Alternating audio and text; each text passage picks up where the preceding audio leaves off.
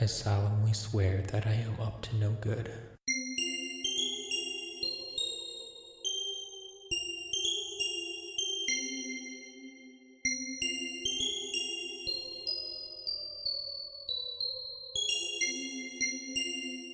Hey everybody, welcome to episode 19 of the Tales from Godric's Hollow podcast. We are recording this on the eve of the election here in the United States, November 7th, 2016. I am one of your hosts, Josh Brown. I am the muggle of the show. For those that already are familiar with it, welcome back. For those that are new listeners, enjoy the ride. The show's going to be special, I promise you that.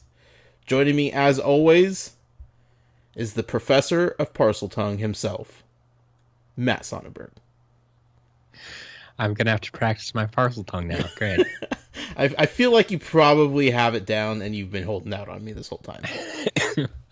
Well, I can guarantee you my Parseltongue is nowhere near Colin's Gollum impression. Ooh, that was pretty good, huh? Yeah. That was impressive. The fact that he was able to do it for a half hour, unbelievable. Yeah, I definitely couldn't pull anything off for that long. Sure. No way. I feel like you could drop a few different lines in Parseltongue, though, just to spice it up a bit. Yeah, maybe. We will see. Matt, welcome back to the podcast. Thank you very much. It's a pleasure to be here, as always. We have an incredible show coming up. This might be one of the most exciting and emotionally driven shows that we're going to have. And I feel like I'm kind of starting to say that every week, but I feel like the escalation to getting to the end of this book has just been ramping up chapter by chapter, week by week. And when we started this call, before we started recording all this, I said to you, Matt, I hate you. And I didn't mean it in a mean way, but I kind of did, because chapters 17 and 18 are just sitting there in the book waiting to be read by me, and I couldn't finish it. I couldn't go on because I had to march upstairs and talk about chapters 15 and 16 in Harry Potter and the Chamber of Secrets. I had to talk about it, Matt, but all I wanted to do is just finish the freaking book. We're so close. Unbelievably close. And we've gotten some answers, but we have more questions. Yes, but you have to admit, this week we are at least getting probably more answers than questions. Yes, but there's new questions coming up. Yes, that's the problem. But the past couple of weeks have been, we're getting towards the end of the book. We got to start getting some answers, and we just end up with more and more questions every week. Whereas this, I think we're finally, it's the last 4 chapters, so, we have to get answers sometime, but this one started to answer a lot of things. Yes. And we'll obviously answer a lot more next week. I hope so, because, boy, there are some things that need cleared up for me here. But the answers that we got this week, whoo, boy. I need to start off by saying, last week I talked about how I felt like all the puzzle pieces were there in front of me, and I just couldn't figure out how to make them into a puzzle.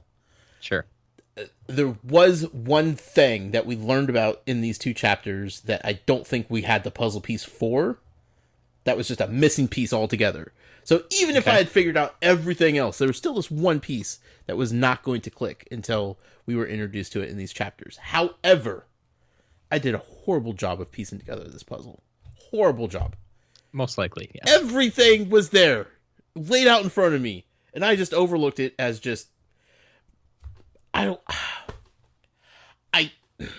Okay, this is only the second book, and I am not exactly 100% familiar with J.K. Rowling's writing yet, right? Yeah.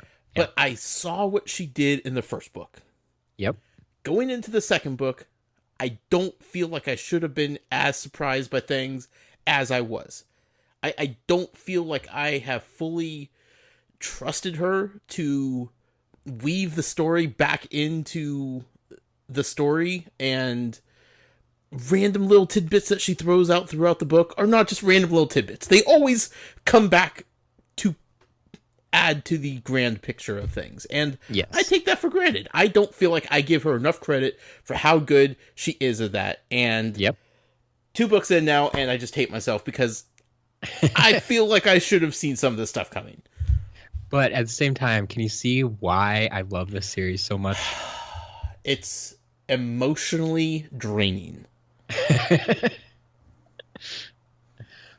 That's one way of looking at it, I guess. I can see where the love comes from, but love is a fickle mistress sometimes, Matt, and it just jumps up and bites you, or passes by in a mirror, or other things that just these were 2 chapters for the ages.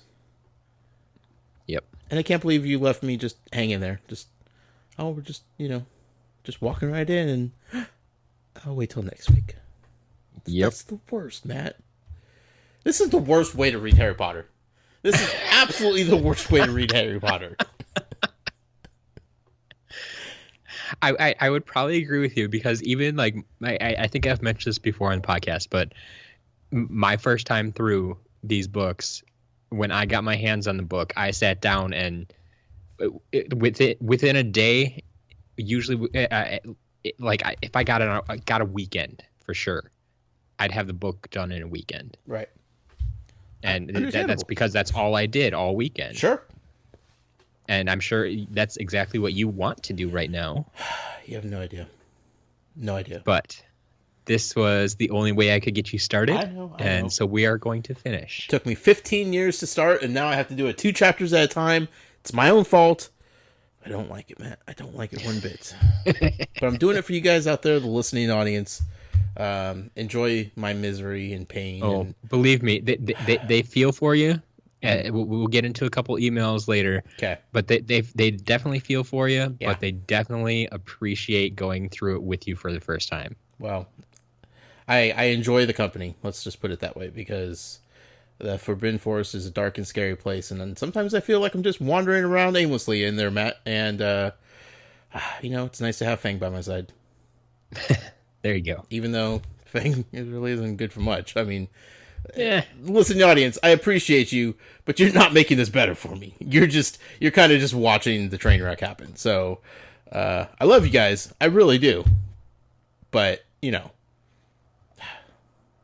I don't know where I'm going with that. Let's get into the show, Matt.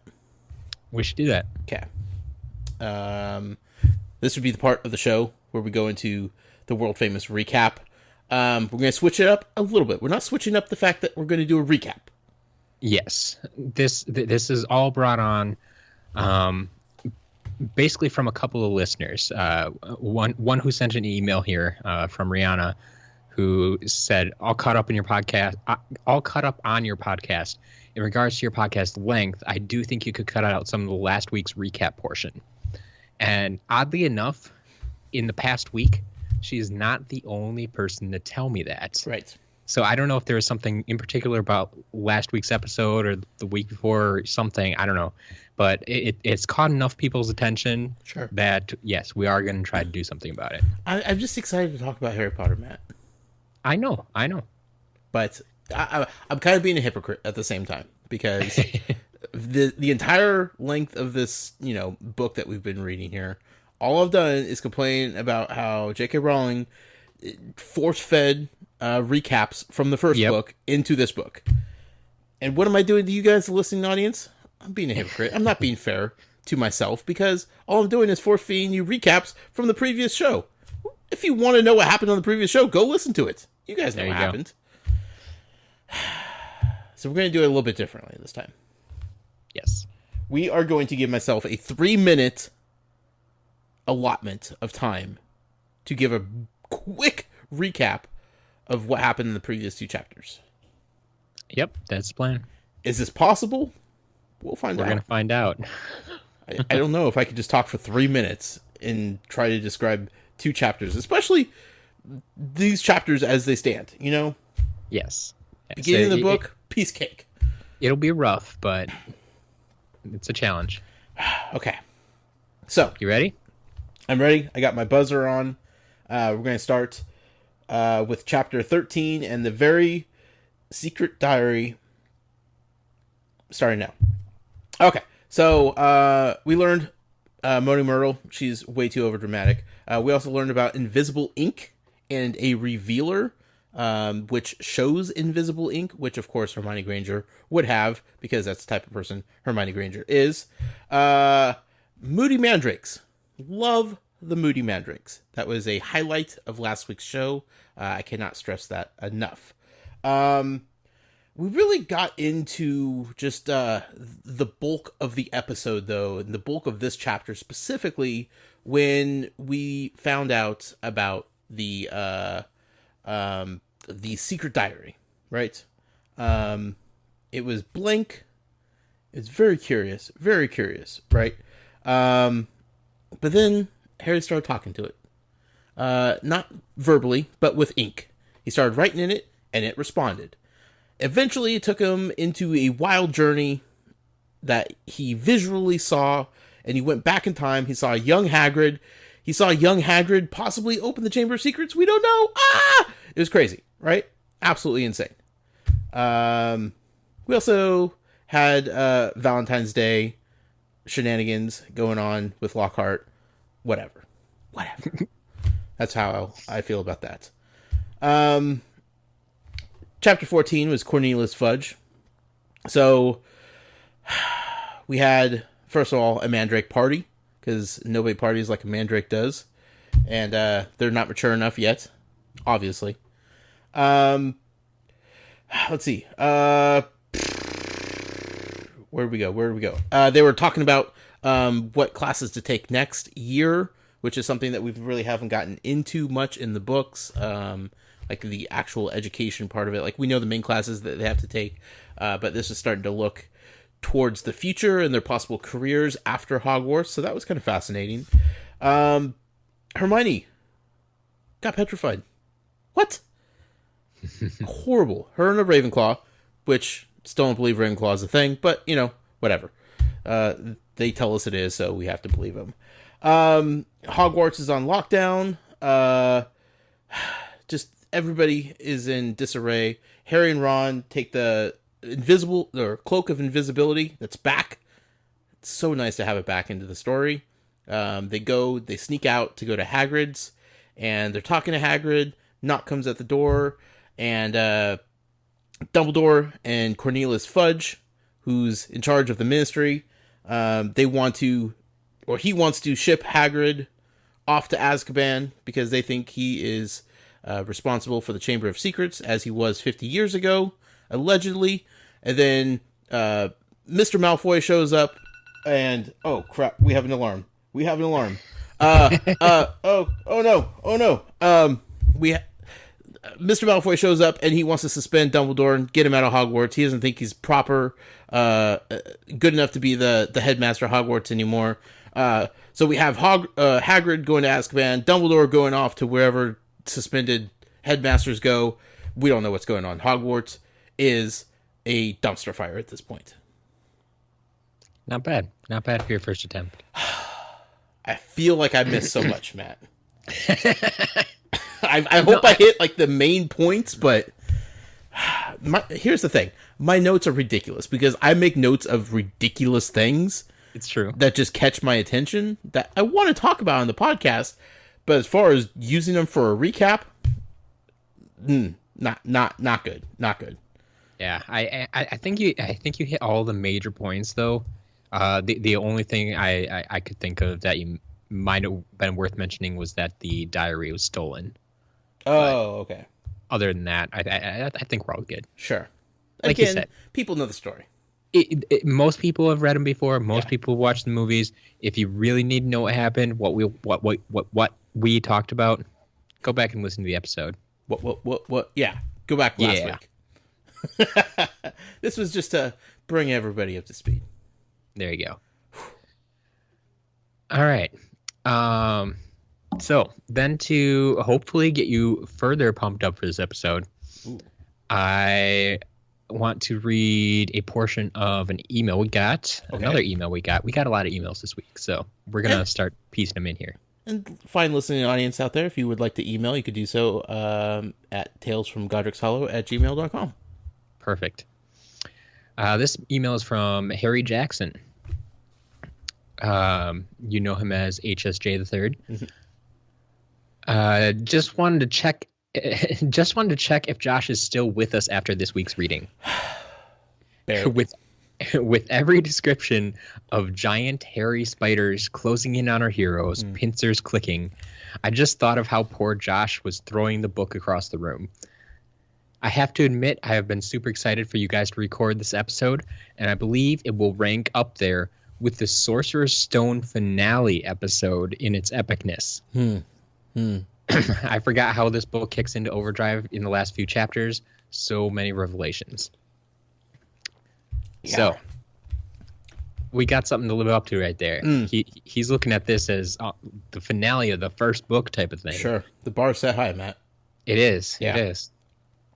Here's the thing. So, my fiance, Valerie, she actually, we read them together, and she reads them out loud because she loves to read and she loves to, like, do the voices also. Yep. She enjoys that very much. That also allows me to make notes as I'm listening to it.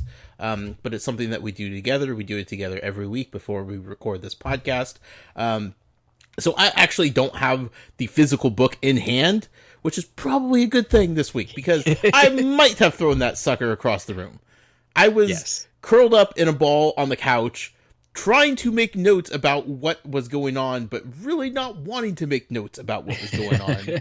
You don't want to think about the spiders, but you got to make notes about them. My anxiety was kind of going through the roof a little bit, and all I wanted to do was just get the heck out of the Forbidden Forest. Like, that was too much, Matt. Too much.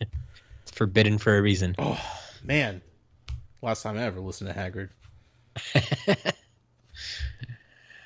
So here we are at chapter 15, titled Aragog.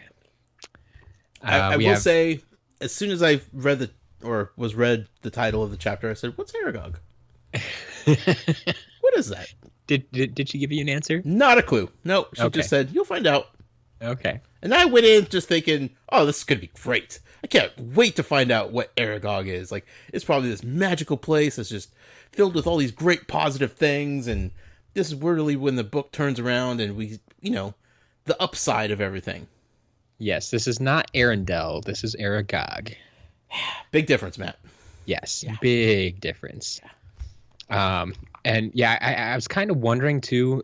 It's probably better that you don't get to read these all the time, just for the simple fact of the small illustration at the beginning of each chapter. Right. Yeah. Occasionally can give things away or give you an idea of what's coming. Mm-hmm. I mean, this one, I thought it might have had a picture of Aragog, but no, it actually just has a small spider and a giant spider web. But yeah, I don't think it actually shows Aragog. Sure. Yeah, since we left the last chapter with follow the spiders, I think it made sense to have a small spider on the next page. Right, yeah. Unfortunately. As for new characters then, we obviously meet Aragog, and we get a mention of his wife named, I've always said Mosag. Do you remember how Val read it to you? No. It's Mosag. So yeah, in my head I was just thinking Mrs. Aragog. So, and then I was trying to picture, like, is she as big as he is? Is she still alive? Is she dead? Like, I started going to like this whole like fanfic about his wife and like what was going on. It was as far as pronouncing the name, I was well beyond that point, Matt. There you go. Yeah. I mean, you were more worried about more giant spiders than what the wife's name was. I don't care what their name are. Yeah. So those were the only new characters, huh? Those were the only new characters. Yeah. I mean, other than the only new named characters. Sure. Obviously, there were other creatures we met. Right. Many of them. Yeah, were horrible. So the chapter starts off, and just this little funny visualization in my head about all the students moving around in a pack, and I just imagine like if I'm looking at Hogwarts from like an overhead view, like I'm playing a video game, and I just imagine like this group of students, and they just like shuffle. They're just shuffling around like, you know, like I know they're just like being herded like sheep into like, but in my head like they're all bunched together and they're just like moving their little legs in the most uncomfortable way possible. Yeah, in the most cartoonish way possible. Like, yep. The description of them moving in a pack just made me think of like this little tight ball of students just bouncing. Like they all have halls. to take a step at the same time. Yep. And like they have a, or it reminds me of you ever watch Mighty Ducks? Oh yeah. And when he has them all tied up with the rope on the ice, and it's like, all right, you have to move together. Exactly. Yeah. Yeah. So just a little thing that made me think crazy things. Snape totally wants his headmaster job, right? Absolutely. Yeah. He's trying to play it off like he doesn't. He's trying to play it cool. Yes. I mean, you get that idea. I think was this a chapter where like Draco tries to say, you know, why don't you take the job, sir? Yeah, right. Kind of suck up, and it's like, and like he like you said, he kind of tries to play it off, but he does kind of like smirk. It's like, yeah, that would be kind of cool, right? Yep. But like they're saying how McGonagall couldn't handle it. She's only there temporarily. Mm-hmm. But at the same time, she is the deputy headmistress, right? And that's why she has the job right now, right? And then I think they mentioned another professor that they, I don't know, I want to say it was Lockhart, but it might not have been. But yeah, then they're like, you should take it, Snape, Professor Snape, and he just kind of like smirked and was like, no. It's like, no, you really do want that. You look, he's still mad that he's not Professor of the Dark Arts. It's true, teacher. So, it's true. You know, if he had the opportunity to be headmaster at Hogwarts, oh yeah, he's taking that job, 100%. Yeah, and he'd probably teach the dark arts as well. Yeah, probably is. Which, you know, probably wouldn't be the worst thing in the world, to be honest. I mean, as evil as this guy probably is, I mean, still a heck of a lot better than the last two professors they've had doing this. Sure. Kind of right off the bat, we got just spiders, Matt. Just jump right into the spiders. Lots and lots of spiders. I was bracing myself for, you know, the mention of spiders throughout this book. I knew it was going to build to something, right? And then Hagrid's like, follow the spiders, and it's like, this is not going to end well. Hey, if you're a fan of spiders, cool. This chapter did not offend you whatsoever. Myself, definitely afraid of spiders. Not happy with spiders in general. This was a bad chapter for me. Bad. I remember, like, from the very beginning of this book, I think we had one mention of spiders that wasn't even really related to the plot at all. Yep. But there was a spider, and you already mentioned that you didn't like spiders. And to be honest, I had people writing me, and it's like, just wait till he gets to the end of the book. It's like, yep, yeah, I know it's coming. Yeah. And then we got like our next mention of spiders, and like you kind of brought it up again, and it's like, yeah, you don't like spiders. And then I think it was the next time where you really start to solidify it. It's like, okay, shoot, yeah, that I'm gonna have to deal with spiders, aren't I? Yeah, and here we are dealing with spiders. Yes, they're taking off into the Forbidden Forest. Harry and Ron think this is going to be a great idea, that they should follow him into the Forbidden Forest, because that's what Hagrid said to do. I mean, if Hagrid said to do it, it's totally the good idea. Yeah, of course. They've been able to trust Hagrid up to this point. Hagrid has always had Harry's back, so now Hagrid's gone, why not take his last words of wisdom? Sure. And then in my notes, I don't remember exactly what was going on, but all I wrote was Lockhart the worst. I don't know what he was saying or doing in this chapter specifically. I don't remember if it was when he was like bragging about Hagrid being in Azkaban or what it was specifically, but all I wrote is just like, for Lockhart is the worst. Like, just plain and simple, just any mention of him just makes my skin crawl, Matt. Like, I don't know what I had a harder time dealing with these two chapters, was Lockhart or the spiders. Like, Yeah. they go hand in hand to me. Lockhart might as well be a spider. Might as well be. I mean, I can't like the guy any less. So yeah, I did have a note about Lockhart that he's pretending to know about Hagrid's arrest. Like, okay, he might have heard that he got arrested, but the line was, I flatter myself I know a touch more about Hagrid's arrest than you do, Mr. Weasley. Which obviously, right. Okay. Yeah, he knows. Ron can't tell him that he was there. Right. He wanted Lockhart to. didn't know he was there. Yeah, and it's just Lockhart being Lockhart, because then none of this was spoken, but like Harry says, but Lockhart's disgusting cheeriness, his hints that he had always thought Hagrid was no good, his confidence that the whole business was now at an end, irritated Harry so much that he yearned to throw gadding with ghouls right in Lockhart's stupid face. God, yes. His stupid and I'm sure face. you would have as well. Oh, his stupid face. Matt, I don't know, and you're not going to tell me, and I know you're not going to tell me, but I need to throw it out there. In my heart of hearts, I want to believe that something turns around and redeems Lockhart for all of this ridiculousness. Sure. Right? I want to believe that there is a reason he is this stupid and this annoying and this just emotionally upsetting. And I have hope that that's coming somewhere down the line. I don't think it's probably going to be this book.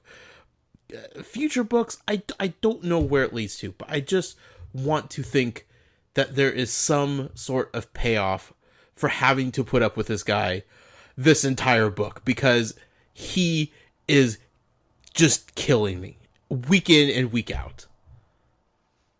Yeah, it's a rough life. There's something about that Defense Against Dark Arts position that you just you're not gonna like him. No, and I don't know. We didn't have to deal with Quirrell as much as we had to deal with him. You know. It's true. Like, Quirrell he's was just kind of off doing his own thing, dealing with Voldemort and that type of thing. Lockhart is everywhere. Everywhere. Yep. Everything that goes on in Hogwarts, he's involved with in some way, shape, or form. I don't get what this guy's deal is. And I really hope there's some payoff for having to deal with it. But I just can't imagine, I think of fan festivals with Harry Potter themes and that kind of stuff. And I'm thinking of all the characters that people probably dress up as. And I have a hard time believing anybody ever cosplays as Lockhart, because he's just atrocious waste of print and paper as far as I'm concerned. Yeah. I mean, but on the other hand, I think he would be a very recognizable character, since he always seemed to dress in, the bright colors. And Matt, at this point, I almost like the Dursleys more than him. Only because we don't have to deal with them every single chapter. I know they're back home being horrible people, but I don't have to deal with them. I don't have to think about them on a regular basis. Yeah. It's horrible. Well, we'll find out. That's for sure. Next question. Yes. Hagrid is taken away to Azkaban, as we're led to believe. I don't know if that's true or not. That's just what we've been told. Okay. Who takes care of the things that Hagrid would take care of when Hagrid gets sent away? Specifically, Fang. Who's supposed to be taking care of his dog? Is there a plan in place for, like, Hagrid being dragged away to prison? Not so much. I mean, his duties around the school, I'm sure, just kind of get split up. Well, actually, no. I take that back. Not necessarily. Okay. If things need to get done, I would assume the other teachers would pick up the slack. Sure.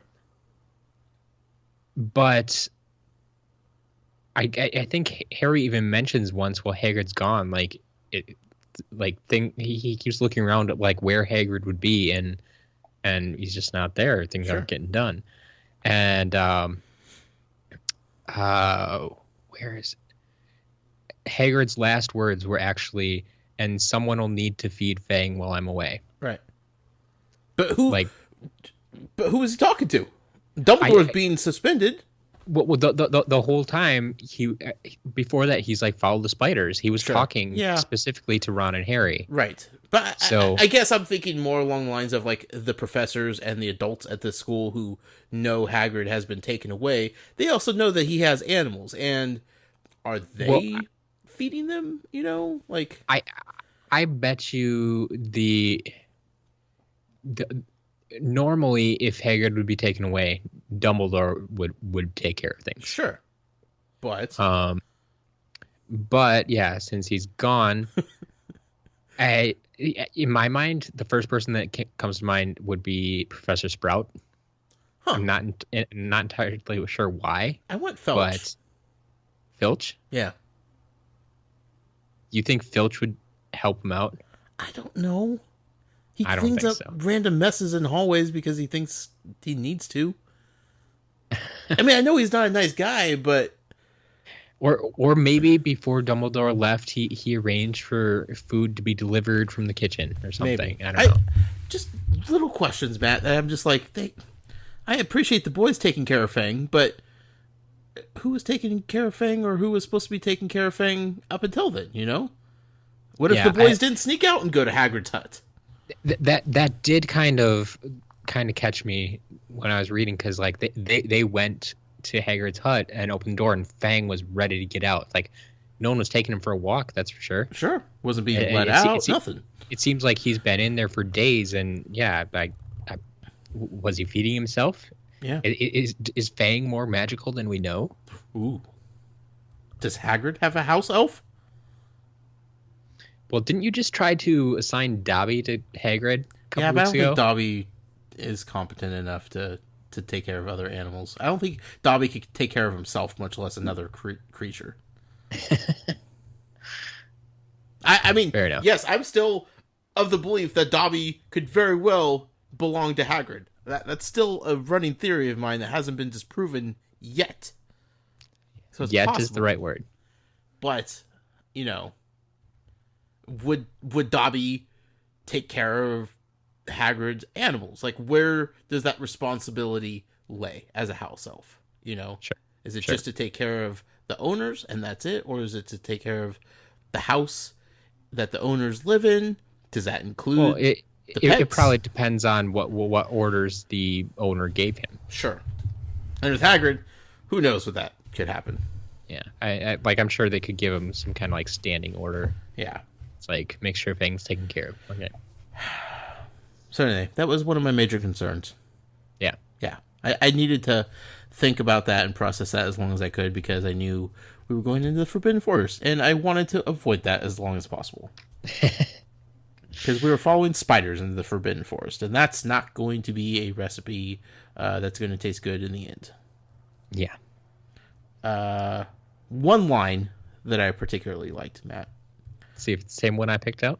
Was when Ron said, "I'd light mine, but I'd probably blow up or something." In reference to his wand. Yes. Yeah. Yes. I love that so much. Yeah. How has he gotten, and this is a note that I put in the beginning of chapter 16, but I feel like it's okay to talk about this now. How has he gotten this far into the school year with that wand? I wonder that too sometimes. With like, you get the idea that it doesn't always backfire, but it's getting to the point where you probably got like a 50-50 shot. Sure. At best, a 50-50 shot of it working. I mean, they have to learn spells and stuff, and yeah, I mean, they're actively using it at school.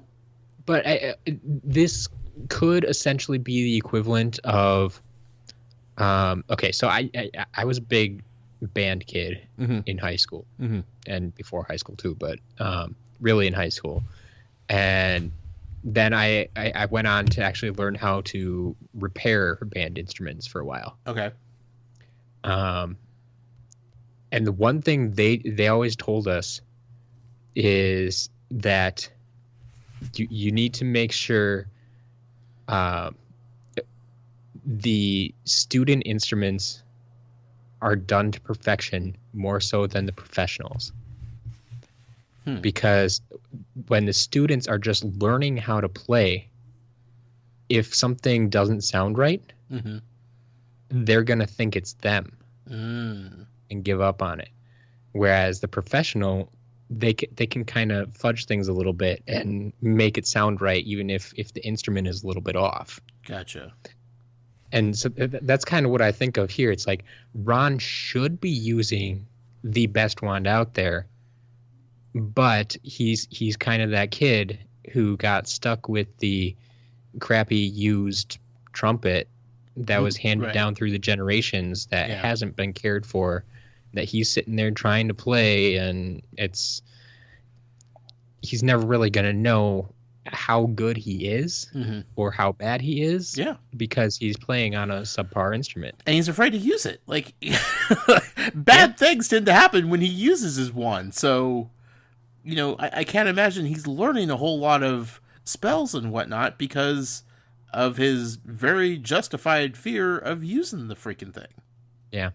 I still, like, I understand, obviously, this is playing into the plot and such, but if I were Harry, maybe he has tried, but if I were Harry with my stack of money and my best friend Ron here, the one thing I can get him is a new wand. Come on. Yeah. I would do that in a heartbeat. Now, are they allowed to go back to Dagon Alley in the middle of the school year? They have no way to get there. Right. So you'd have to wait until the end of the year. Yeah. Because, like a wand isn't something you want to mail order. No. I mean, the wand has to choose you, first of all. Exactly. So, but I just feel like the professors should, like, step in and be like, Ron, come on now, dude. Like, I know you're trying real hard with this thing, but this is busted, and you are at a severe learning disadvantage because of this thing. We need to take you to Diagon Alley and do a little shopping. That's what he should have been doing over Christmas break. Right. But then again, you know, I don't know. It's just amazing that he's made it this far with that thing. Yes, absolutely. It's still barely held together. We got a return of a, I don't want to say character. I really want to say character because I feel like suddenly it's a character now. But you don't really have a name for it. But I don't really have a name for it, and I don't feel like it was really a character beforehand too much. Yeah, because that was something when they announced that it was going to be in the Lego Dimensions set. Like, what are they going to call it? And sure enough, they just called it Enchanted Car. Right. Because any other name they could have gone with from the book was probably actually copyrighted or trademarked. So, yeah, because it specifically mentioned as a Ford shoot. Yeah, it did have a make and model, so. Anglica or something like that? Yeah, I don't remember specifically. Yeah. But it's back. It is. I forgot all about it. Car. They found the car. Well, and I was kind of like the car found them. Maybe. Happy accident on both parties. Yes. Yeah. I had forgotten about it. Last time we heard it was just rolling off into the sunset. Yeah, and that's kind of what happened to you a couple times in this book already. Things that were brought up in the beginning. Yeah. Like we met Dobby, and then he came back, and it's like I had completely forgotten about him. Right. That was earlier this book. That feels like several books ago at this point. Yeah, it was cool to see the reappearance of the car. Yeah. But it has a lot like more characteristics to it now. It's true. I when you think about it, though, it's kind of like it grew up. Yes. It had been living in the garage, and now they set it free, and it left it on its own. It ran off into the forest, and now it's been living on its own for the past couple of months, apparently in the forest. Right. And so it had to do something. It was maturing like the mandrakes. Yep, there you go. It's probably partying with the mandrakes. Probably. It kind of reminds me of like Herbie the Love Bug, where it's like it's clearly a vehicle, but there's some characteristics that kind of humanize it just a little bit, or at least almost like a pet. You know, she actually described it as like it was approaching Ron like a puppy. You know, yeah. It definitely was described in that manner, where it responded to them. It knew they were there and recognized how they were treating it and that type of thing. Right. Fascinating. I'm glad the car is back. Big time, as we'll soon talk about. But definitely, I was not expecting that at all once they ventured into this forest. Sure. Caught me off guard.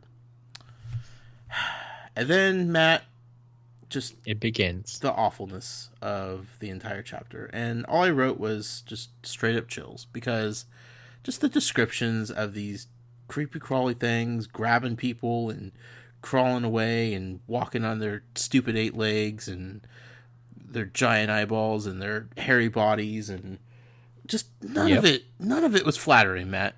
No. Big and small, just spiders everywhere, spider webs everywhere. Just they get to a hollow, and it's described as a hollow where there's all these spider webs and all these spiders. Just the entire floor is just spiders of this hollow, and all I'm thinking about is this Godric's Hollow? Did Matt trick me into naming the podcast that we're doing together after a freaking place that's filled with spiders? I was so mad at you, Matt. I was waiting for a Godric's Hollow mention in this book, and I was going to lose my mind that you tricked me into naming this podcast after something disgusting like spiders. Oh, no. I can guarantee you that is not it. Okay. I mean, it didn't happen this chapter, so I felt okay about it. But there was that moment, Matt, where I was like, well, to be fair, I didn't really express my hate of spiders to him beforehand.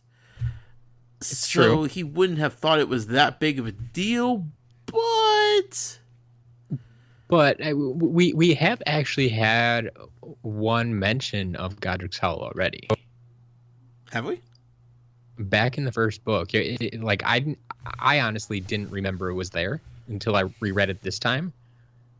But we did talk about it briefly, just that it was the name of our podcast as well. Vaguely remember it.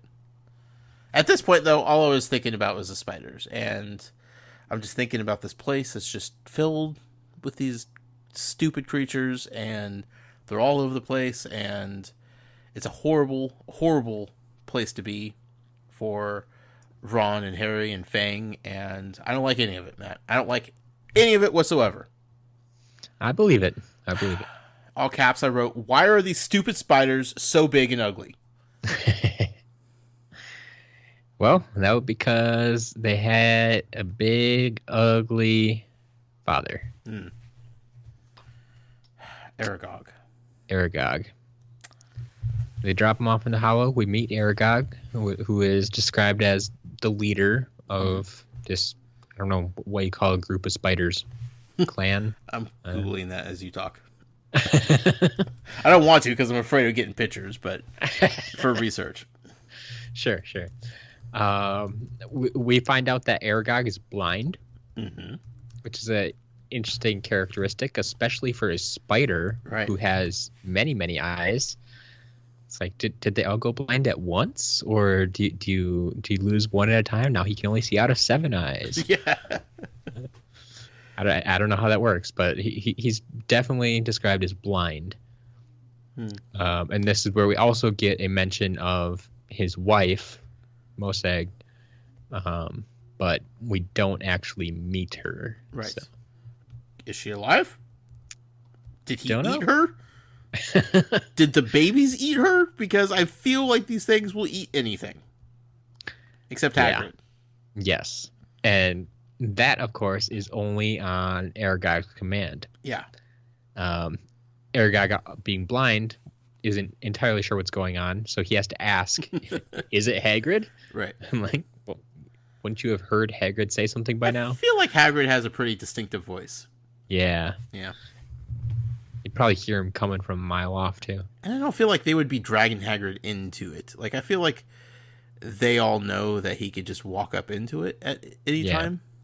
Yeah. You know, not being escorted by giant, stupid spiders. Also, here's a fun fact, Matt. What's that? A group of spiders is called a cluster or a clutter. That not what I would have gone with. Yeah, a cluster of spiders or a clutter of spiders. I like cluster. Cluster better, yeah. Cluster of spiders. That sounds disgusting. Yep. Appropriately disgusting. Matt, I made a note. It says, spiders talking does not make spiders any better. Not at all. I don't feel like I am comforted by the fact that these giant, gross creatures can talk. Yeah. The strangest part to me, I think, is that you're speaking English. Oh, yeah. It's not just... Well, I guess it might be worse if you just heard, like... Well, they probably were conversing in Spider when they're all clicking their pincers and that type of thing, and that's probably just as bad. Horrible visual, by the way.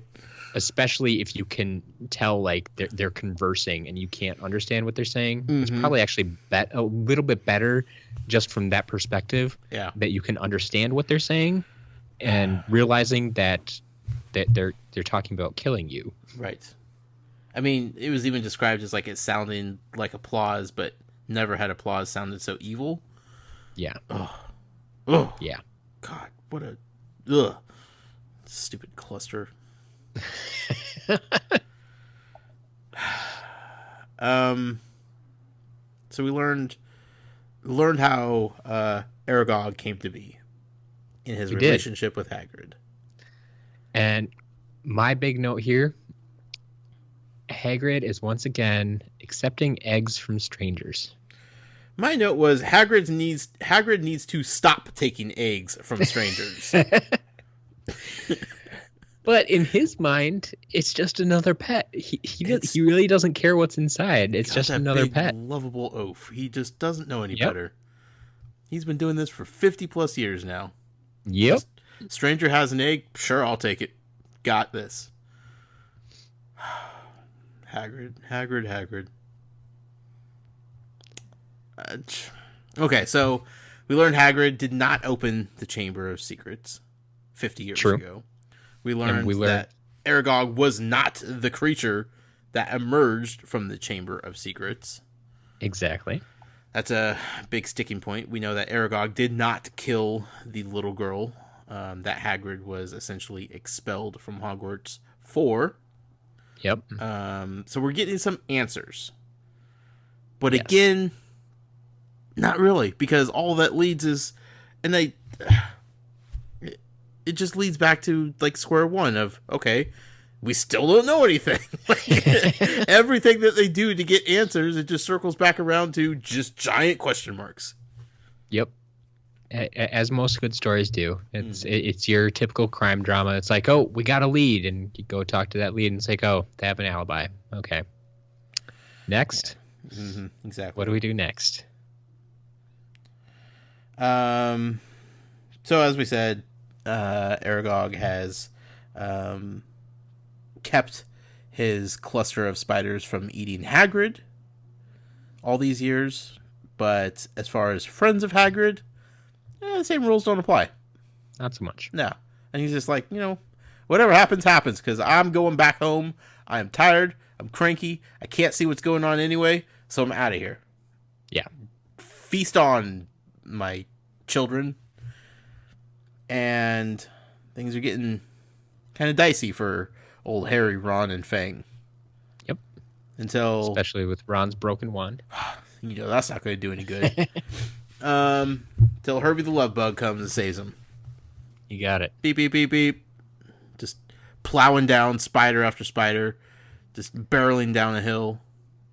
God, I can't wait to see this part of the movie. I was going to say, doesn't that just make you love that car so much more? It's going to be so good. Get rid of those spiders. Yeah, just mow them down. Yeah, so this was like even more of like a humanization of the vehicle, Yeah. Came rushing down to save Ron and Harry because they knew that, or it knew they were in trouble. They flung the doors open and they jumped in, and Ron's grabbing Fang by the neck and throwing him in the car with them, and they take off safe and sound, thankfully. What a day. What a day in the Forbidden Forest. It was a busy day, that's for sure. But they didn't learn anything. Well, they learned a little bit. Well, they learned what they already suspected. And that was Hagrid wasn't responsible. Like, I feel like in the heart of hearts, they didn't feel like Hagrid was to blame. Yeah, I mean, they learned Hagrid was innocent, but the Aragog also did give them one clue, which Harry kind of pieced together right at the end. Yes. That, the girl that was killed. Yep. 50 years ago. By the monster from the Chamber of Secrets, which they do not talk about. Right. They don't even name, because it's just too scary. Which is oddly familiar. Scarily familiar. He who must not be named. Right. That's what I was thinking. Yep. But they were definitely saying it and not he. So sure. I was not taking the bait on that one, Matt. I wanted to at first, but it's an odd parallel though. Sure. Yeah. No. There's some things going on there. This girl's death that Hagrid was again expelled for 50 years ago. Yep. We learned that she was killed in a bathroom. Yep. Interesting. Which, yeah, they didn't think about too much at the moment because they were about to be attacked by a cluster of spiders. Sure. I wouldn't have been thinking about that either. Yeah. Yeah. But when you get back to the castle and you have some time to go over what happened that night. Yeah, just laying there thinking about it, reflecting, start putting the puzzle pieces together. Moaning Myrtle! She was the girl that got killed 50 years ago! Yep. I knew... Okay, I didn't know. I want to say that I knew she was in this book for a reason over and over again. Like, yes, she just kept appearing, and I could not figure out why it was important, other than it was just cool to have another character around that was a ghost, and she was super emotional, and she was this weird little part of the story that was not really relevant to anything. Sure. Other than she's super emo. I like that she was first introduced at the Death Day party. Yeah. And like you kind of got hooked on her then. Right. And so you're really happy when she showed up again, and that just kept coming back and back and back, and right. Kind of like the spider thing. Yeah. It's like spiders. Yeah, I don't like them. Except I enjoyed Moaning Myrtle each time. Sure. Yeah. But yeah, I mean, like you kept mentioning like how emotional she was and how she just kind of had these outbursts, and it makes more sense when you realize that she was killed when she was, basically a teenager. Yeah. At Hogwarts, killed in that bathroom. That's why she's never left. We'll get into that, of course, in a little bit, but just the revelation of Moaning Myrtle being that girl. Now, yeah. At this point, what does that mean? Nothing to me. Nothing at all. We still don't know what the monster is. We don't know who opened the Chamber of Secrets then. Now, what the monster is now, how it's petrifying people, what that has to do with Moaning Myrtle at all in the first place, why she was killed by it, why she's still around, why is Hagrid involved, why is the spider involved. We don't know anything. All we Still have know a lot of questions. is that Moaning Myrtle is a part of it somehow. It's true. And then the chapter ended, because that's what this book does. Absolutely. Just gets you right there and then just rips your heart out. Thankfully, Matt, you were kind enough to allow me to read chapter 16. Yeah, we'll let you read one more. Chapter 16, The Chamber of Secrets. Indeed. Which, well, I'll mention that later, but if you ask me, it's an odd name for the chapter. But yeah, as far as new characters go, we did get a mention of one, Olive Hornby. Mm-hmm. Not super important. It was just a mention that Myrtle gives us. She was being teased by Olive Hornby, and that's why she happened to be in the bathroom. Right. Probably a Slytherin. Let's be real here, man. Right? Yeah. All right. I would say Ravenclaw, but I don't think But I don't they know don't anything about exist. Ravenclaw. What's that? But they don't exist, right? Exactly. Yeah. I mean, we know that there's one Ravenclaw student in this entire Hogwarts facility, and she's nearly dead. She's Sure. the last remaining Ravenclaw in the history of Hogwarts. The Sorting kinda Hat sad. has just started completely sorting out the Ravenclaw household, Yeah. as far as I know. Till I see anything different, Matt, that's where I'm standing. That's the hill All right. I'm dying on. All right. Matt, ain't no party like a Mandrake party. Because the Mandrake parties don't stop. No, they do when they mature. And you know what? They are mature now, my friend. Perfect. It's time to harvest the mandrakes. Let's do it. About time. Now, we didn't really get a description of the harvesting of the mandrakes. Well, we didn't really get that far. Well, that's true, I guess. Like she said, they were going to be ready. Right. Okay. Fair enough. I'm afraid for the people that have to harvest mandrakes.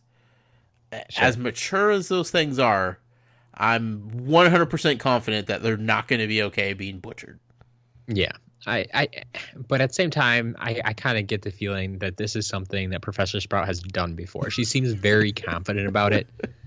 She's ruthless. not- She's a ruthless not just- killer. It's not just something like Hermione read about in a book and it's like, oh yeah, I can do this. It feels like, no, she's been around for a while. She's done this before.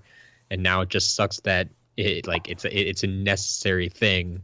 Like we need this potion from them. Right. Sure. I just don't want to see those little guys get knocked off. Sure. We've been on quite a journey with them through their maturation process, and I'm just not ready to say goodbye to them, Matt. I believe it. They're the life of the party. So Absolutely. I've been told. So the first big scene of this chapter Yeah. happens in the Great Hall. Yep. Sitting down for breakfast, I believe. Yeah. Okay. And we had Ginny sitting there next to Ron and Harry. Mm-hmm.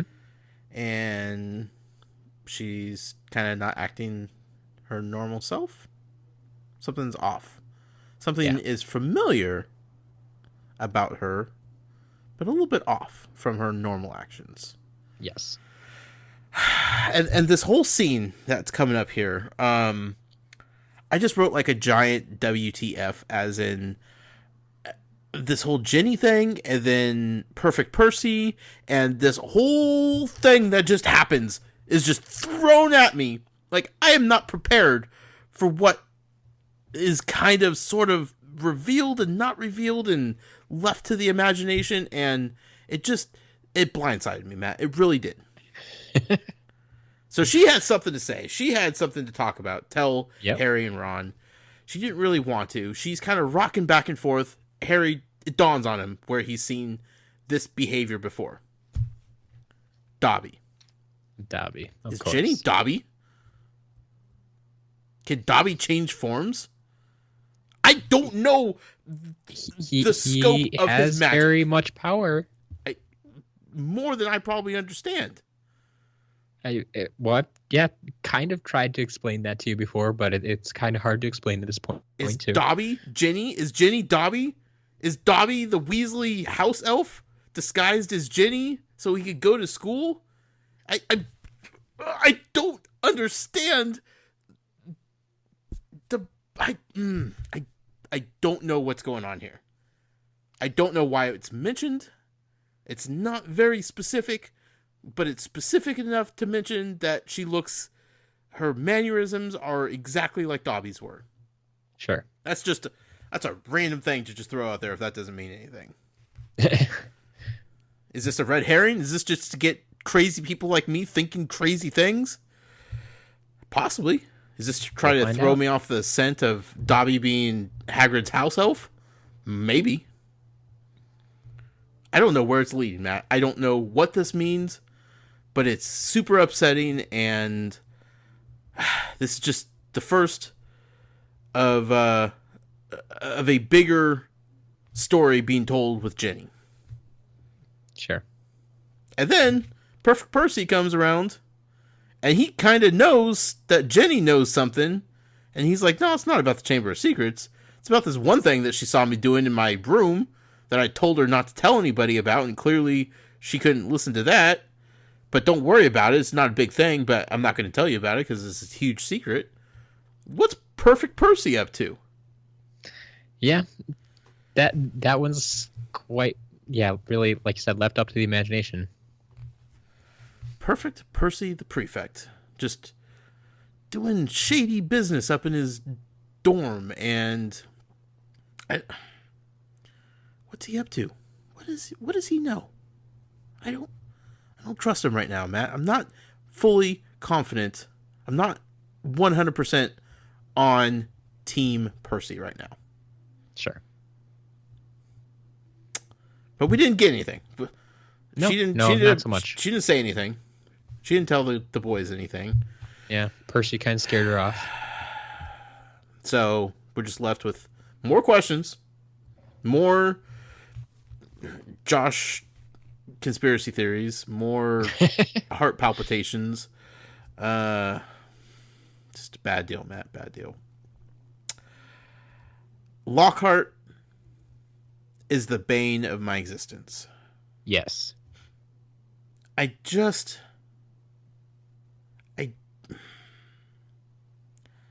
am going to be happy when he dies because I am sick of talking about this guy.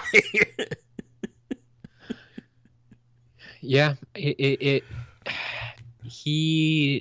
is just so despicable at this point. Yeah.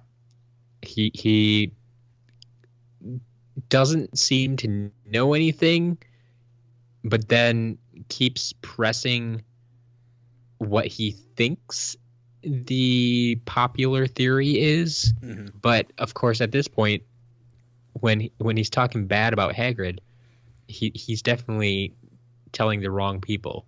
Right. So anyway, Lockhart's a moron, but more on him later. Joy.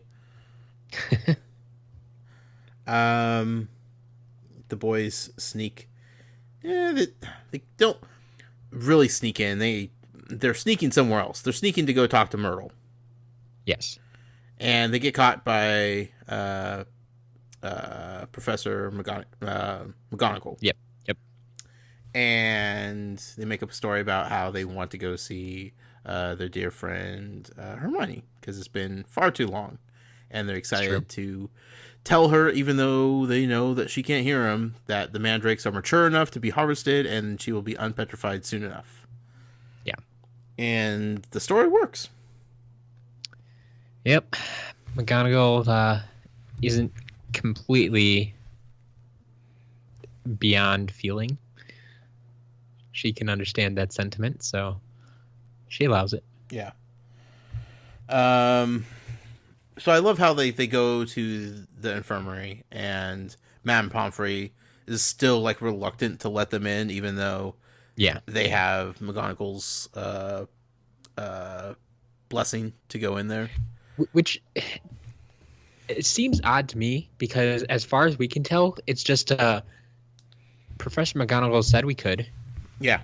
Like she didn't like give him a note or anything, or cast a spell that says, "Yes, I did give my permission." Or Sure. like, it feels like, especially in a magical place like this, that there should be some way of sending her word or her signature along with them that would verify, yes, I did actually say this, as opposed to just Ron and Harry saying, "Well, McGonagall said we could." Right. Like, anybody could say that. Of course, Pomfrey's going to be a little apprehensive about this. Yeah. She's trying to do her job, but at the same time, she also knows how dear friends they are, and like she's kind of laughing at them because she knows that they're being ridiculous by trying to talk to her. But yeah, you have to figure after almost 2 years at the school that most of the staff knows about the trio. Right. Yeah. So, they discover that Hermione is gripping a piece of paper, most likely whatever she was holding when she got petrified. And after quite a bit of work, they managed to get it out of her clenched fist without ripping it or tearing it. Yes. And that's when we learned about a new monster, a new creature, and the one missing puzzle piece from the jigsaw puzzle that I had laid out on my table, Matt. Sure. The basilisk. The basilisk, indeed. So my first note I had about this section here was actually Hermione tore a page out of a library book. First of all, I don't see Hermione tearing pages out of books, much less a library book. But I think this is just that dire situation type of thing. It was probably... Here's my thought on it. The book that she got this off of was possibly in the forbidden section. She wouldn't have been able to get in there. Maybe, if she was fast enough. And that's why she had to just rip it out and take off, because she couldn't carry the book out. Yeah. I don't know. Maybe it was just the excitement of it all. Like, I'm going to rip this out, and who knows? Is easier to carry than, but at the same time, like I almost would have felt like she's the type that would just ingest the information and then go. It's like, why do you need the page? You're at that point, she was planning on finding the others and telling them what she found out. Right. She wouldn't. She would have that information memorized already. Sure. She wouldn't need to read it off the page. Yeah. So it seems a little awkward yet to me that she has this page, but maybe she just wanted proof of what she's talking about isn't just crazy. See, I'm not making this up. Yeah. I mean, it's more proof than the boys got from McGonagall, so... Yeah, it's true. Very true. So tell me about this basilisk. Well, the basilisk, stepping out of the book for a moment, because I want to touch on this briefly. The basilisk is actually a real thing, just not in the sense that we have it in the book. Right. So there is a creature in real life called a basilisk. However, in real life, it's actually a lizard. Right.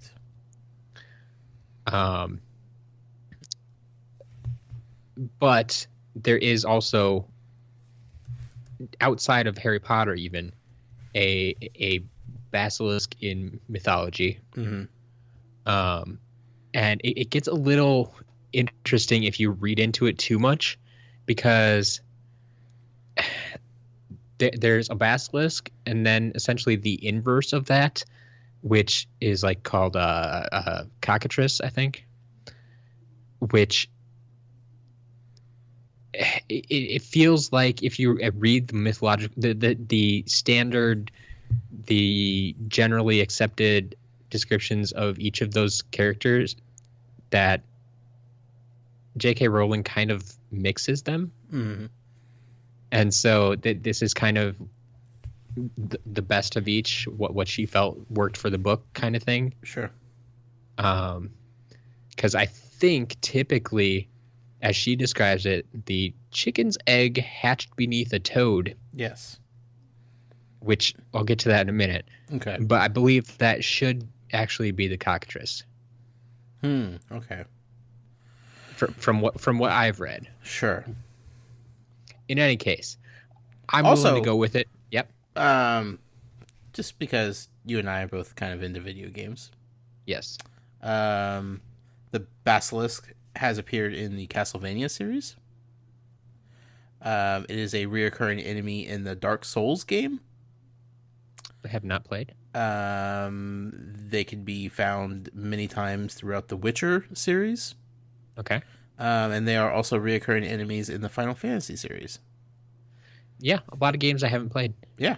But it's cool to see like some of the biggest franchises in video games have used this creature or in some way, shape, or form. It's definitely a beast to be reckoned with. Yeah. So yeah, that's good to see. In any case, you got this. I still want to know, how do you get a toad to sit on a chicken's egg with long a spell, enough for it to hatch? The memory spell. And then, okay, who would try this in the first place? Lockhart.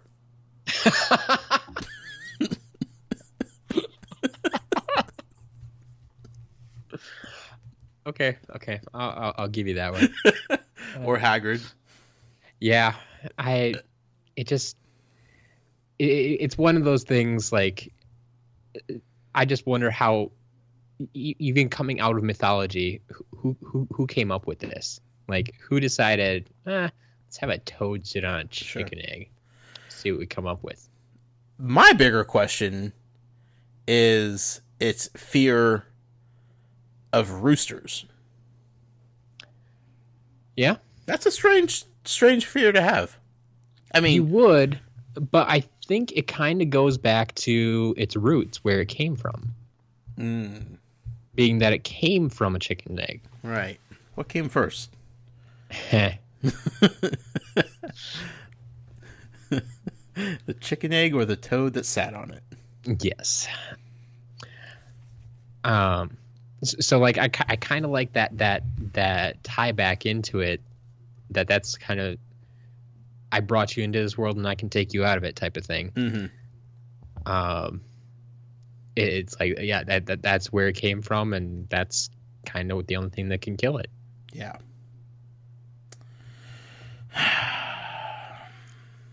I do also like, though, that the spiders flee before it. Mm-hmm.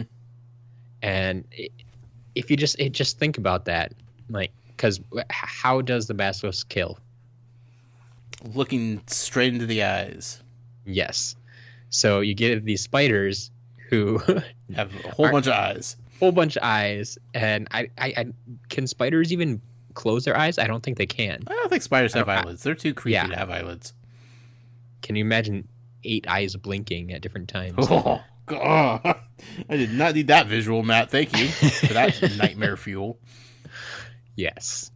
So in any case, yeah, they have 8 eyes that they can't close. That would be pretty frightening. If you were around a couple of your cluster buddies and some of them start dying off looking at this thing, it's like, yeah, I'm gonna run away from it too. Yeah. So interesting wrinkle into this whole story. Yeah. This basilisk. The kids, Harry and Ron, they're figuring out what's going on here. Yeah. This part of the book always gets me too. Just how quickly Harry puts all the pieces together. Right. Because there are a lot of pieces. He spends, like, it might be a good page or two, like, putting all the pieces together, just one after the other. Mm-hmm. And, like, yeah, no, you wouldn't think about all of that right away, because that was pieces from all over the book, from all over the course of the year. Like, when was the last time we talk about Hagrid's roosters being killed? I didn't even remember that happened. It was one instance, Hagrid walking through the halls, and he was holding, I think, it must have just been one dead rooster, and he's like, second one this year. Was that when he barged in on Harry and... Yes. Dumbledore? Dumbledore, right? Yeah, he met Harry in the hallway with the dead rooster, and he was heading up to Dumbledore to tell him about it. Right. Yeah. Okay. And then ended up bursting in on him, yeah. So does that mean... I don't know. Does Hagrid know what this creature is? I'm assuming Dumbledore might. I don't... A lot of questions. Yeah. I don't think Hagrid does. Because Aragog always said Hagrid was asking him. Oh, that's right. About it. Yeah. So, but if he knew that maybe the creature, whatever it was, had a fear of roosters, maybe that's why he kept roosters. I don't think so, because I think Hagrid is very confused by the death of the roosters. I don't think he's tying it to the monster at all. Okay. He's just like, my roosters are dying. What can I do about this? Like, I'm giving Hagrid a little too much credit here. Dumbledore, do you have a spell that can protect my roosters? My poor roosters. Like you're saying, with Harry kind of putting everything together, I did like how every petrification was explained in a way yes, that very much so. Everybody that was petrified because they didn't look at the basilisk directly in the eye. They saw the basilisk in another form that wasn't directly eye to eye. Yep. A lot of them were reflections, right, or through the camera lens, or through nearly headless Nick. That one I thought was super clever. And then the line, nearly headless Nick can't die again. Yes. I was laughing out loud. I was like, that's so perfect, because he can't, but sure, he can be petrified. Yep. There's nothing against that. That's how you petrify a ghost. You essentially kill him again. Right. So good. The reflection in the water for Miss Norris, and all these little puzzle pieces that Harry was putting together, stringing together, and then pipes. Hermione had written pipes on the piece of paper on the page that she ripped out of the book. Harry didn't really understand it at first, but then he realized that he could only hear the voice that he was hearing throughout the book because it was in Parseltongue. Yes. Not in Parseltongue? Is that the right verbiage? Yeah. Okay. Yeah. Harry is a parcel mouth. He speaks Parseltongue. Okay, so. A parcel mouth. That was the thing I wasn't remembering. So he was hearing this language, this Parseltongue language. That's why he was able to hear it and nobody else was. But he also realized that he was hearing it in the walls. And he thought it was traveling like through the ceiling, and it's like, that doesn't make sense. Right, because we thought he was chasing some sort of ghost or something that could go through the walls and go up and down through ceilings and floors and whatnot. And turns out, no, pipes. The thing is traveling in the pipes, in the walls, throughout the school, talking stuff, and Harry's picking it up. He's understanding what this basilisk is throwing down. He's been having this conversation with him apparently this whole time and didn't even know it. And of course, where would the pipes lead to? None other than the bathroom of our dear friend Moaning Myrtle. Yep. It all makes sense. Now,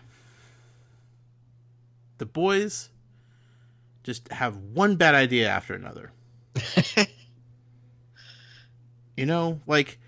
They mean well, and I know Harry has a strong urge to protect the school, protect others, to figure out the things that other people can't figure out. Ron is driven by Harry's go-get-him attitude, it feels like. but they just keep making bad decisions. You know, like they're in the teacher's lounge. They're gonna wait for Professor McGonagall to show up, and they're gonna tell her all about what's going on.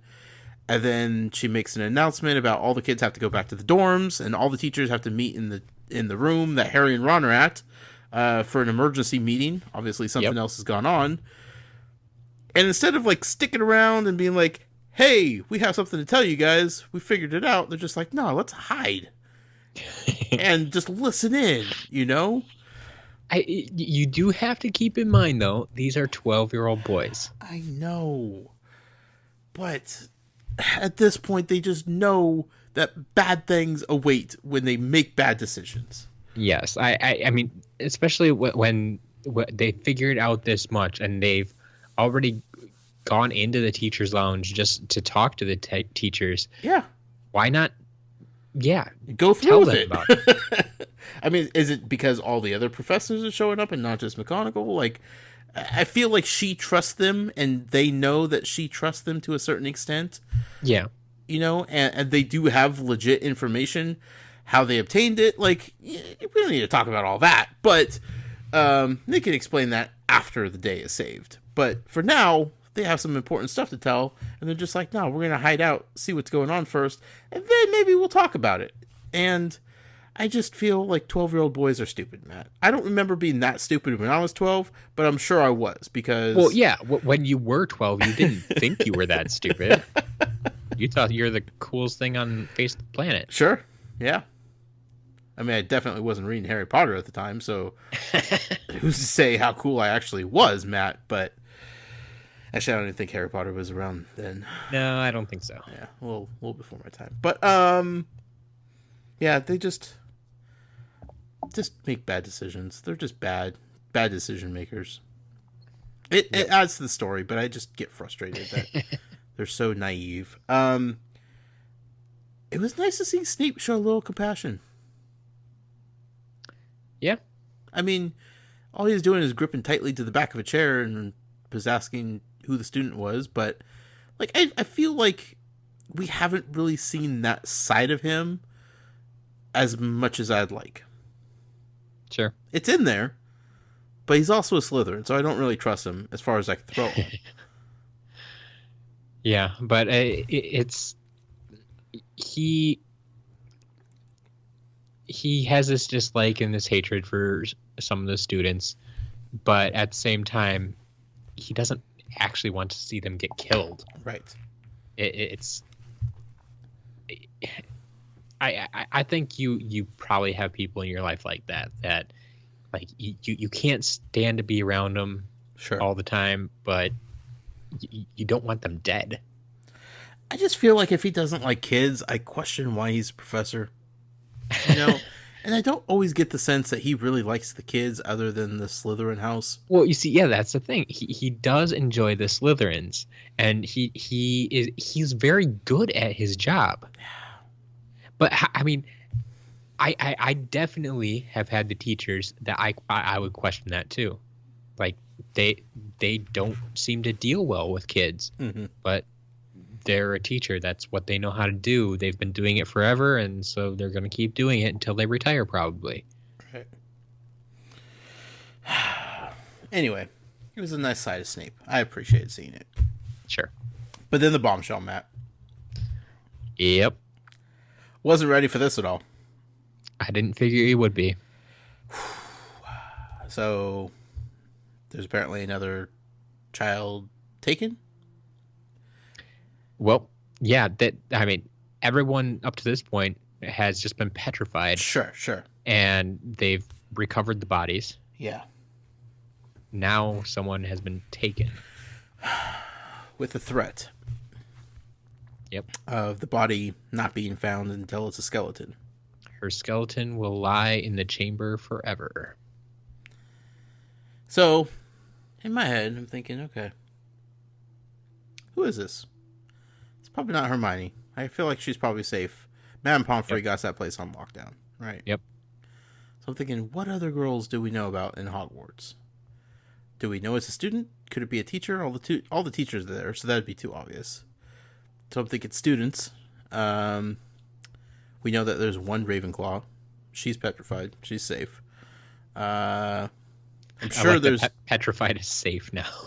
well, I mean, I'm just saying she's guarded by Madame understand. Pomfrey, and I feel like that's a hard lady to pull one over on. Sure. She's very good at her job, Matt. Yes. So, we've met some other ancillary characters that really don't mean much to the story. We knew that, I did not see it coming because we haven't had many females up to this point other than like Hermione, Yep. she is the queen bee. And so I was like, I was trying to figure it out in my head. Still didn't see it coming. To be honest, I purposely did try to make a point of bringing up Ginny every time she was mentioned. Yeah. And not just to keep her in your mind. Yeah, I mean, you kept talking like- about how Ron would protect her, or Percy would protect her. It was always in reference to one of the family members protecting her, but that's the only time she was brought up too. Or when she was kind of in love with Harry Potter. Okay, well, yeah, you would bring her up then. Sure. I thought her infatuation was endearing and Yes. cute and adorable. Yeah. That hurt my heart a lot to have her name read. As did that's exactly how pretty much, well, the entire Gryffindor house would, but most importantly the Weasleys. Right. That's kind of the same reaction they had. What was your reaction when you first read this back in the day? I don't feel like I ask you enough that question with things. And I don't know if you remember certain things or not, like when you first read it. But I feel like this is one of those moments where you remember reading it. Well, I can tell you I was definitely shocked. Like you, I did not see it coming in at all. Yeah.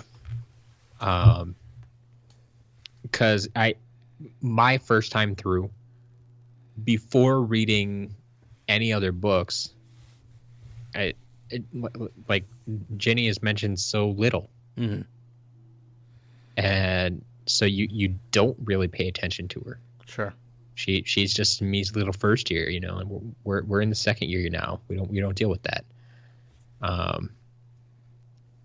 But like I said, it becomes a family affair, and it really does kind of take that toll. Like, obviously, my first time through, like I said, I just kept on reading.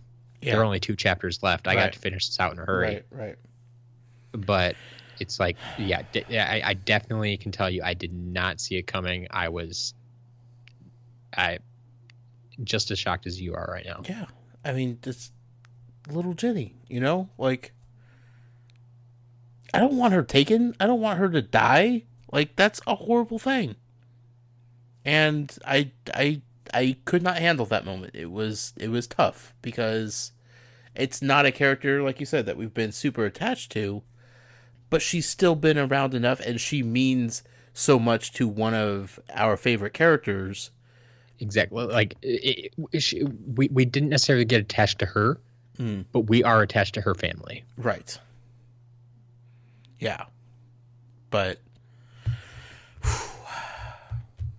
not easy going through that. But just when you think like you can't get emotionally drained anymore at that point, good friend Lockhart joins the party. Yep. And it's just like, of all times, Lockhart, this is not the time. I am in mourning right now. I am trying to collect myself, and then you come bursting in with your just craziness. Like, it's not the time, Lockhart. And I feel like all the teachers, especially Snape, felt the same way. Exactly. And I love how this plays out. Absolutely love it. they basically trick him into going and exploring the Chamber of Secrets to find this monster to try to save Ginny, because that's what he does. He's the professor of the dark arts, or defense against the dark arts. And typically, I would say, because in the age of the internet, sarcasm does not come across in writing. Right. But this page is dripping with sarcasm. Yeah. Coming from these teachers. Right. And I just love how they all gang up on him. And it feels to me like Dumbledore's away, so they can act up a little bit. Mm-hmm. Well, they can finally say what they want to say. Exactly. It's like I have a strong suspicion that they would not be saying these things to him if Dumbledore were there. Yeah. And also, like, I kind of feel like they are reflective of the reader's perspective at this point, because as a reader, like, I was shocked by everything, and I feel like as teachers and professors, they were shocked. And then this idiot comes bumbling in, and he wants to just kind of take over the moment, and they've just had enough of his BS, and they're just like, fine, we're doing this, okay? You're gonna prove that you are who you say you are, essentially. Yep. You know, and it was magical. In my notes, all I wrote was, it's time for Lockhart to shine or die. Either or. Now, those were the only two options going into this. I'm okay with that. He's either going to show off that he is who he says he is, or he's going to die trying. Maybe. That's what I thought the only two options were. Yeah. Apparently there was a third option I didn't think about. Yeah. That was him trying to run away. That's the Lockhart option, yeah. Also, Lockhart special. Of course he has a life-size poster of himself in his door of his office. Yep. Of course he does. God, this guy's ridiculous, man. I'm really glad that at least he has his memory charms perfected. Because in this scene, we got the whole rundown of him being a fraud. Yeah, pretty much. I did make a note just before that when Harry and Ron get to talking, and they are at this point, they basically believe that Ginny's dead. Yeah. They really don't think there's any chance that she's alive anymore. Right. And they're basically just walking into this hoping to find her and get some confirmation. Mm-hmm. Yeah. But it's I mean, that just seems like an awful thing to have to do. Mm-hmm. But of course they're going to do it, because that's their character. Sure. You know, that's who they are as people. Like, they would take that upon themselves to do this, because no one else will. Yeah.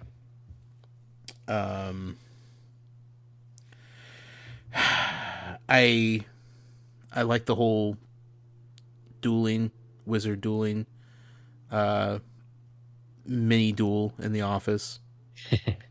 That was a nice callback to earlier in the book. Yep. I appreciate that he was led out of his office at wand point. Yes. You see, the only thing I have a problem with is, why are they taking him along? Once he doesn't have a wand, he's pretty useless. Because they hate him too, and they're just like, you know what? If one of us is, if there has to be a sacrifice in this chamber, we have a sacrifice for him. You know. I guess, because like it just seems like dead weight at this point. They're bringing along another body that they have to keep an eye on, that they have to force along. He's not going to be helpful to them at all.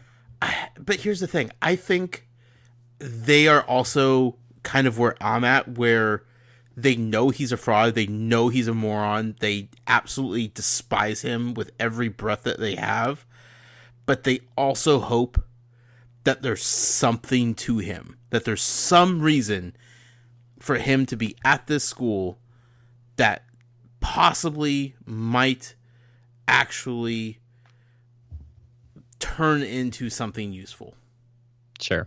You know, I mean, he is an adult. He is, to some extent, a trained wizard. right? I mean, as he explained, he's very good with memory charms. Right. He should at least be kind of good with other stuff, I guess. He can perform magic.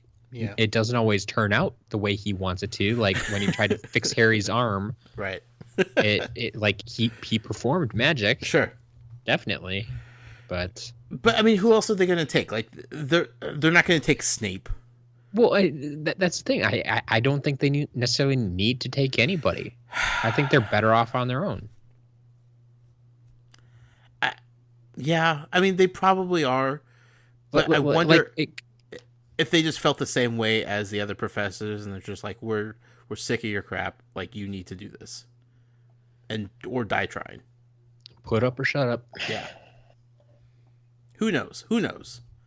I do agree that it's a little weird that they forced him to go, knowing that he's just, a complete fraud. But yeah, but like it'd be one thing if he still had his wand, and like as soon as they turn their backs, he's gonna try to do something again Sure. or come after him. But without his wand, Yeah. he's absolutely useless. it almost felt like they were just mad that he was about to just run away on Ron's sister. They wanted him to see this through. Yeah. Like, how dare you leave, when you're tasked to go find my sister, you're about to bail on the entire project, just leave everybody high and dry. That's my sister. No, you're going with us now. We're going to go because we're brave and we're dumb 12-year-olds. You're going to go because it's your job. Sure. So I'm glad you brought that up, because from then on, up until them actually going into the pipe and down into the underbelly of the school, I had forgot that Lockhart was with them. Because it was just Ron and Harry talking to Myrtle, and having this conversation with her. And then, like, all of a sudden, like, there's this reminder of, oh yeah, Lockhart is there with him. Because he's just not doing anything. He's dead, like you said, dead weight. Yep. So, but Myrtle telling her story of her death was absolutely the highlight of these two chapters. Yeah. I love the fact that she brightened up. Like, that was the best thing anybody had ever said or asked her in her 50 years of being a ghost.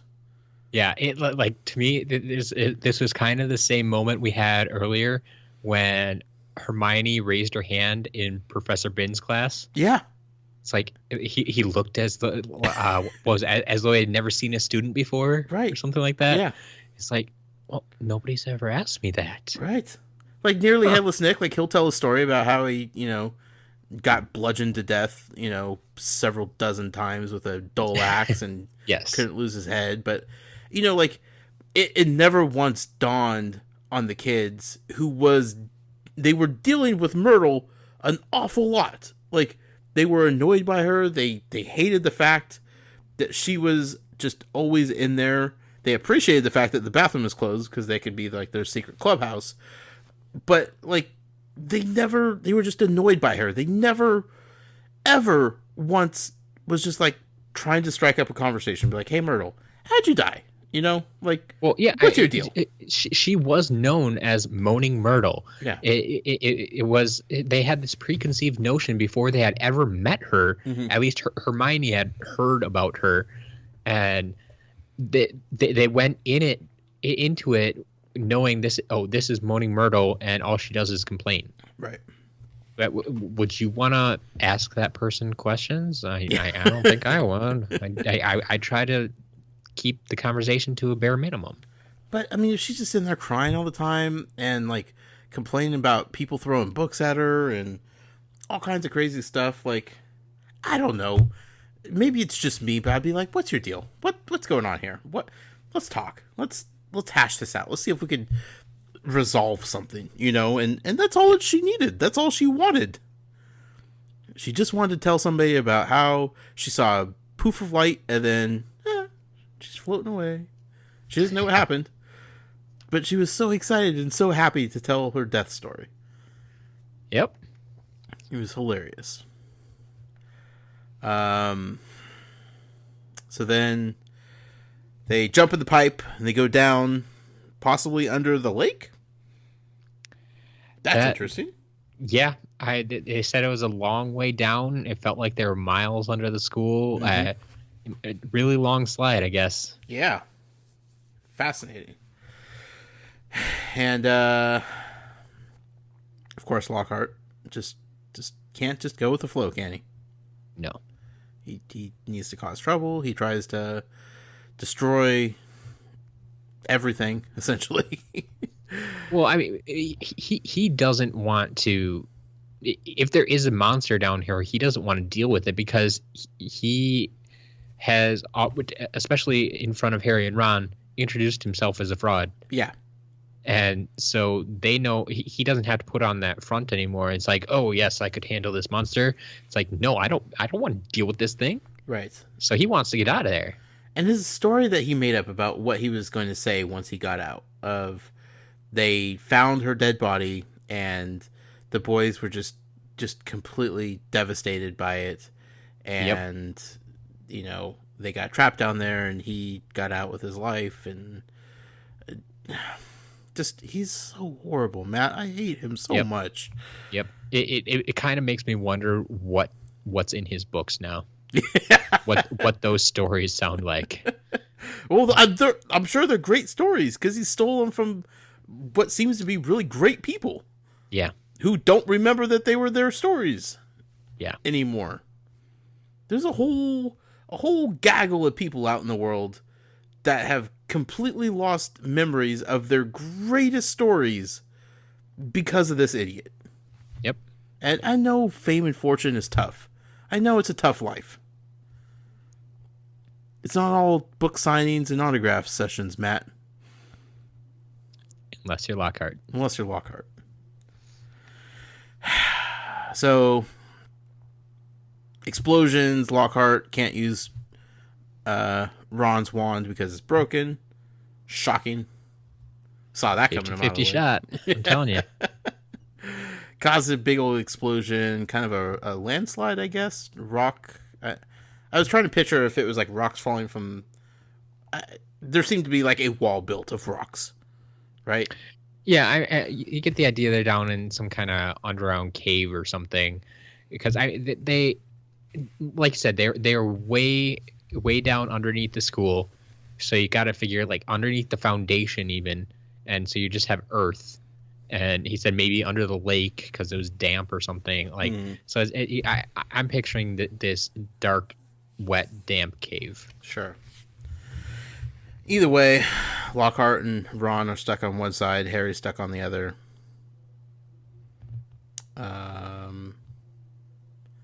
And Harry's just like, "I'll be back in an hour. Don't wait up for me." Sort of, kind of wait up for me, but Yeah. I don't know what I'm getting into here, so give me some time here, folks. Opens a giant door, guarded by two snakeheads.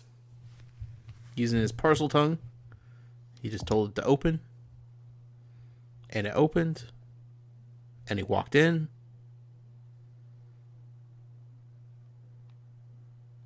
And that's the end of the chapter. You forgot one thing that he saw. Oh, what do you see?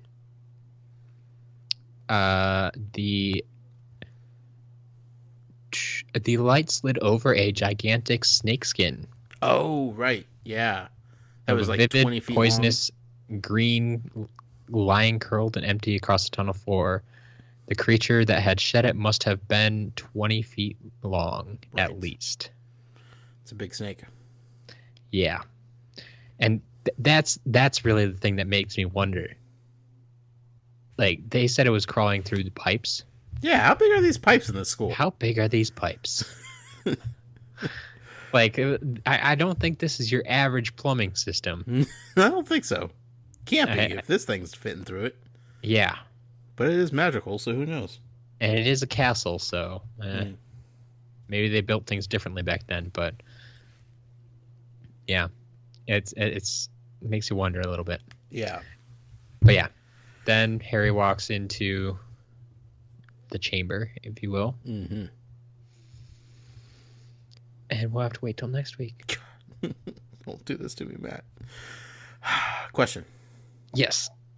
Lego Dimensions. It's a video game. It is. There's a Harry Potter world in it. There is. Occasionally, you'll come across a doorway that looks like it's to like a cave system or something. Okay. With a giant snake popping out of it. Sure. And Harry has to use his parcel tongue to coax it back in. Yeah. Is this the same snake? No. Is there only one snake? Are there multiple snakes? In those games, it's just a generic snake. Okay, it's not. It's the like snake. No, it's like this is just a cave, and okay, it's just the signal they decided to use. Okay. To indicate you need to speak to the snake. Sure, fair enough. So Harry has to do that because he speaks parcel tongue. Sure. 2 more chapters in this book, Matt. 2 more chapters. I really want to just end the podcast here so I could go read those last 2 chapters. Well, we're not going to end it quite yet. Okay. We've got a few more things to cover. All right, let's do it. First is our Muggle poll of the week. Episode 19, which do you fear? And I failed at grammar here. Should have read, which do you fear most? Not more, because I gave you 4 choices. Choices were spiders, giant spiders, snakes, or giant snakes. That's a tough one, Matt. Yeah? Yeah. Definitely, personally, for myself, giant spiders are kind of frightening. Yeah. Especially the talking ones, right? Sure. But I feel like the regular size spiders are even more frightening because you can't really see what's going on with them. You know, like at least if you're with a giant spider. Yeah. I can see where you're going. You're in full view of it. You know kind of what it's thinking and it's talking, and the element of surprise isn't there, you know. Yeah. But the little ones, man, they just come up out of nowhere. They could be anywhere. Yeah. Yeah, the little ones can crawl on you. The big ones would just crawl over you. Just pick you up. Yeah. There's good pros and cons to both. Yep. What did the people say? The people went with me with a whopping 60% on giant spiders. Okay. Oddly enough, we did get votes for everything. Okay. 28% went to giant snakes, 7% on spiders, and 5% on snakes. Have I ever told you, Matt, about my fascination with anacondas? No. I love anacondas. Really? Ever since I saw that movie Anaconda, Sure. way back in the day, Yep. I have had an unusual, possibly unhealthy obsession with anacondas, and I can't get enough of them. They are just fascinating creatures. Like, I already talked about my giant squid fascination, and my anaconda fascination doesn't compare to the giant squid fascination, but that's only because I know so much more about anacondas.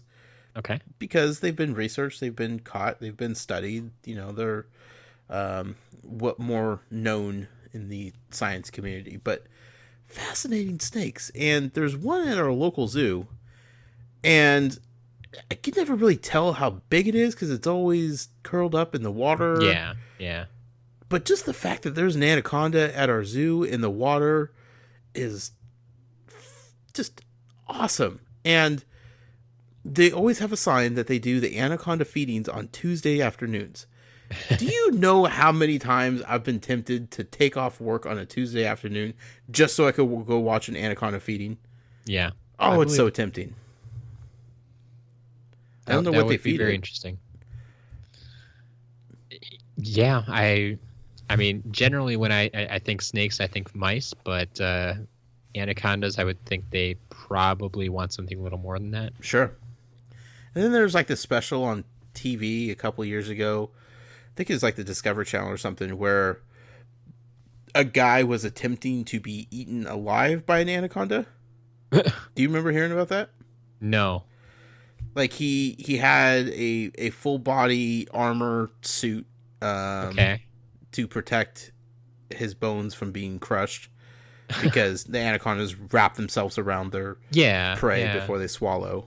So he was trying to prevent, internal bleeding and every bone being broken.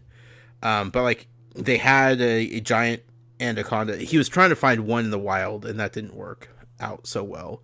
So there's actually an anaconda breeding facility somewhere in like South America or something. Where they just had giant 20-25 foot anacondas, right? Just giant, massive snakes. And like he was going to go into one of the holding pits where one anaconda was, and it was like feeding day. It hadn't been fed in a while. It was scheduled day for feeding, and he was going to go in there with drop in the cage. Yeah, and Jurassic Park style, just lower the goat down in. But he was in his suit, and he had like GoPros and cameras all over the place, and like his goal was to be constricted and swallowed by the anaconda, and then once that happened, the crew was going to jump in and scare the anaconda so that it would throw him back up, and then he would be. I was wondering how that was going to work. Yeah, because they didn't want to hurt the anaconda. They didn't want to kill it. That's what I was going to say. It's like, what's next? Okay, you swallowed him, and then you cut the snake open? No. Or yeah, because they are known to just immediately regurgitate whatever they have eaten if they have to escape. Yeah, if they're frightened, because it's hard to get away with a belly full of animal. So that was the whole goal, and like he got the snake around him, and the snake was starting to unhinge his jaw and was starting to trying to swallow him, and the guy had like sensors on so they could monitor his heart rate and everything, and his heart rate was starting to spike because he's about to be eaten by a giant snake. Like as down for this idea as he was the entire time, once the snake had him and was squeezing him to death and trying to swallow him, his blood pressure went through the roof. So they called it off and they saved him. And but absolutely just what a crazy thing, right? That goes in my people are stupid category. It was for science, Matt. No, we don't need to discover that. We don't need to figure out what happens or if it can happen. No, people are stupid. Fair point. Big snakes, not afraid. Yeah. Big spiders? Now we're talking. Little spiders? Yeah, the worst. So along with that, we actually had a lot of good interaction this week. So once again, thank you for everybody who took part in this. If you hadn't noticed, I'm trying to put these out every Monday at 6 p.m. Central Time, so you know exactly when to look for it. If it's not out there, feel free to start tweeting at me. Let me know I missed it. But I actually do have an alarm set on my phone, so it should go out every week. Perfect. But yeah, on top of just all the people voting, we got a lot of interaction with it, and so I want to read a couple of these off. Okay. From Fried Sea Bass, we have in this. Well, actually, we should read his later. Where's Tori's? There you go. Tori wrote, "Not really afraid of spiders or snakes, but giant spiders would probably be most deadly." And then Spooky Fried Sea Bass then came in the same boat as Tori. If I came face to face with a spider the size of my hand, I'd be lying if I said I wouldn't freak a bit. HSJ the third says, "Oh, Josh, you don't even know fear yet. Wait until the next book." Oh no! Seriously? Um, Am I gonna be afraid of the hippogriffs? I'm not going to give you anything right now. Oh. The third book is so good. I want your pure reaction. It is so good. Jess Carter, tough choice, but spiders are harder to kill, and a giant spider is worse than a small one. So I have to go with giant spider. Have I ever told you my rattlesnake story? Rattlesnake? How do you get so many snakes? Go for it. I had to kill a rattlesnake once. Really? It was me or him. Where was this? So I was up. It was a few years back, deer hunting. Okay, so you're in the woods. That makes a little sense. Up in a canyon, high desert. Oh, okay. That makes more sense, actually. Yeah, and which is only it's only like about an hour and a half drive from where I live here. So, like, okay, so is Washington we're talking? Washington State, yes. Okay. But east from where I'm at, and then. Well, I think hour and a half west. I think you're in the ocean, so. Pretty close to the shoreline. It's about an hour and a half, hour 45 minutes to the coast. Okay. From where I'm at. Anyway. So, east, up in the high desert in this canyon, deer hunting. I'm not a hunter, but I liked going with a group with my son's grandpa and all of his buddies. They own some land up there. Sure. And they all do hunting. But I like going up there and hiking around, and I will scout for them, look out for deer. We'll push deer in directions that they are, that kind of stuff. Yeah. I'm not all on board with pulling the trigger and killing an animal type of thing. You're a good wingman. Yeah. And it's beautiful up there. It's just beautiful country. There's no cell service. There's hardly any people. Like, you're just in the middle of nothing, Yep. It's just quiet. You hear everything around you. There's also bear and cougars and wild turkeys flying around and all kinds of wildlife, right? Anyway. So, walking on the trail, and I come within like one step of this rattlesnake that's just on a path, and he's just angry as all get up because I almost step on him. He didn't see me coming. He wasn't warning me with enough time, and I had this standoff with him because he was a pretty big rattlesnake. Sure. And I'm like, the path didn't allow for me to just like walk around him. Trees and riverbed and just it kind of like a cliffside on one side of it.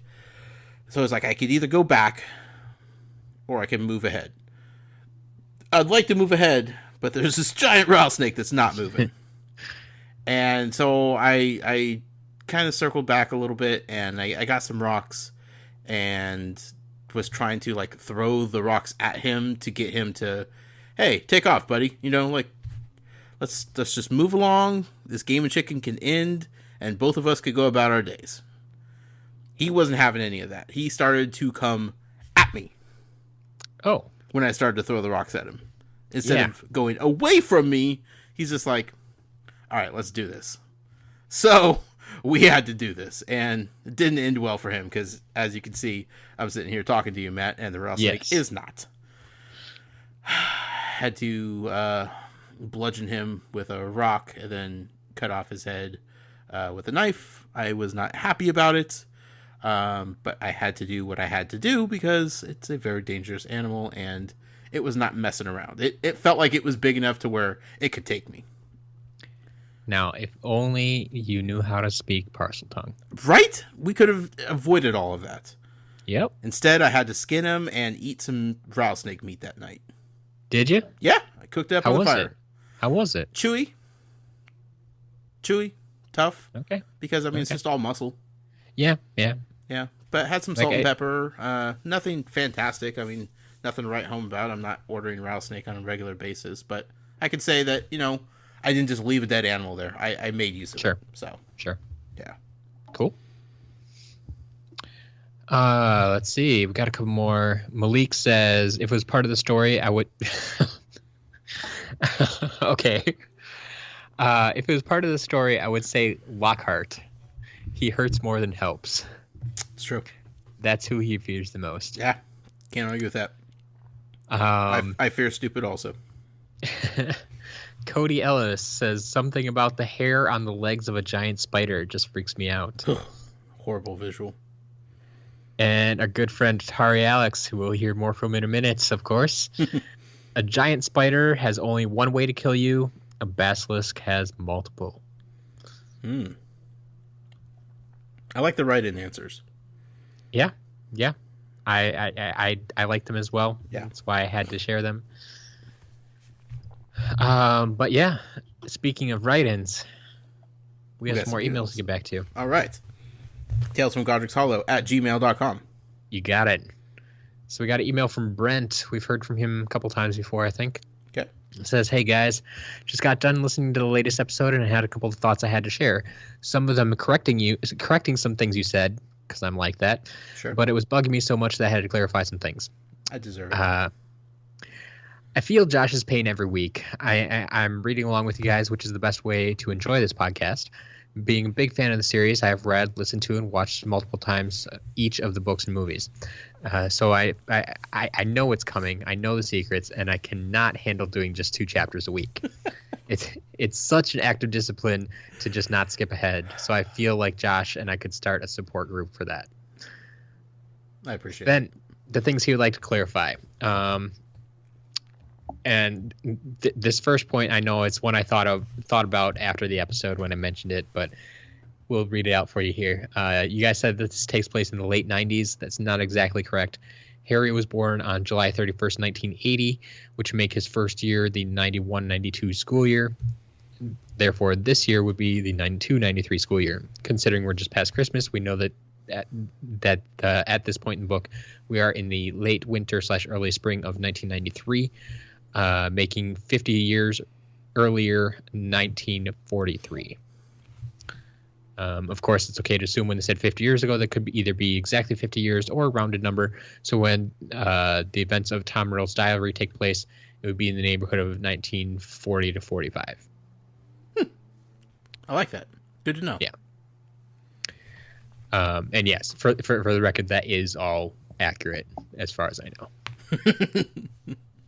I believe Brett. Next. And this is one you brought up a couple times in this episode as well. So it says, Josh posits that Dobby could belong to Hagrid. He makes a lot of good points as to how and why that creature could be from Hagrid, but I wanted to poke a hole in that theory. When we first meet Dobby, he tells us that he is there without permission of his family, and he speaks about how horrible that family is to Dobby. Sure. So that's the hole? Yeah. I'll patch that up real quick. Hagrid believes all of his creatures are his family. His dragon, his dog, his 3-headed dog, all of the things that Hagrid cares for, that's all of his family. The professors, those are his family. Dumbledore, that's his family. Anybody that's close to Hagrid would be considered Hagrid's family. So when Dobby says the family, we don't know if that's necessarily a family in the sense that we formally know it as, right? Okay. In Hagrid's case, family is a very loose term. And Dobby is probably stupid enough to just go with whatever Hagrid would say is his family. Okay, I can see that. Yep. Patch that hole right back up. All right. One more then. Well, it's true that all dark wizards have come from the Slytherin house. That doesn't mean that all Slytherins are bad and dark wizards. Regardless of how the movies portray them, not all are bad. So just because Harry or even Josh might have been placed into Slytherin, it doesn't mean that they would have been bad. He also mentions that I have repeatedly been placed in Slytherin, and while I have my moments all in all, I like to think that I'm a pretty swell guy. Well, I would like to believe that, Brent. But until I have seen proof of a Slytherin that is not bad. I mean, I know they keep saying, all bad wizards, dark wizards come from House Slytherin, but not all, from Slytherin House turn out to be dark wizards, blah, blah, blah. Until I see somebody who's graduated from the Slytherin House that's just living a normal, functional life that isn't a bad dude, we'll talk. All right. I know of 2 graduated Slytherins at this point, or 3, and they're all bad dudes. It's very true. Very true. So, I got my eye on you, Brent. Next email from Lauren. I've heard from her a couple times recently, too. I like this. More recurring emails. The past few weeks have been extremely entertaining, listening to your reactions, Josh. And Matt, I'm super impressed by your restraint as well. Can't wait for the last 2 episodes of this book. I am getting extremely excited about the Fantastic Beasts movie that is coming out in a couple of weeks. To clarify our discussion, however, this movie is going to take place in 1926 New York. Ooh. However, from the most recent news reports, I believe that the five movie story will probably span almost 2 decades, ending in the 1940s. Josh, I really hope that because of the prequel nature of the series that they are not any significant spoilers so that you will be able to watch and enjoy alongside us. I do as well.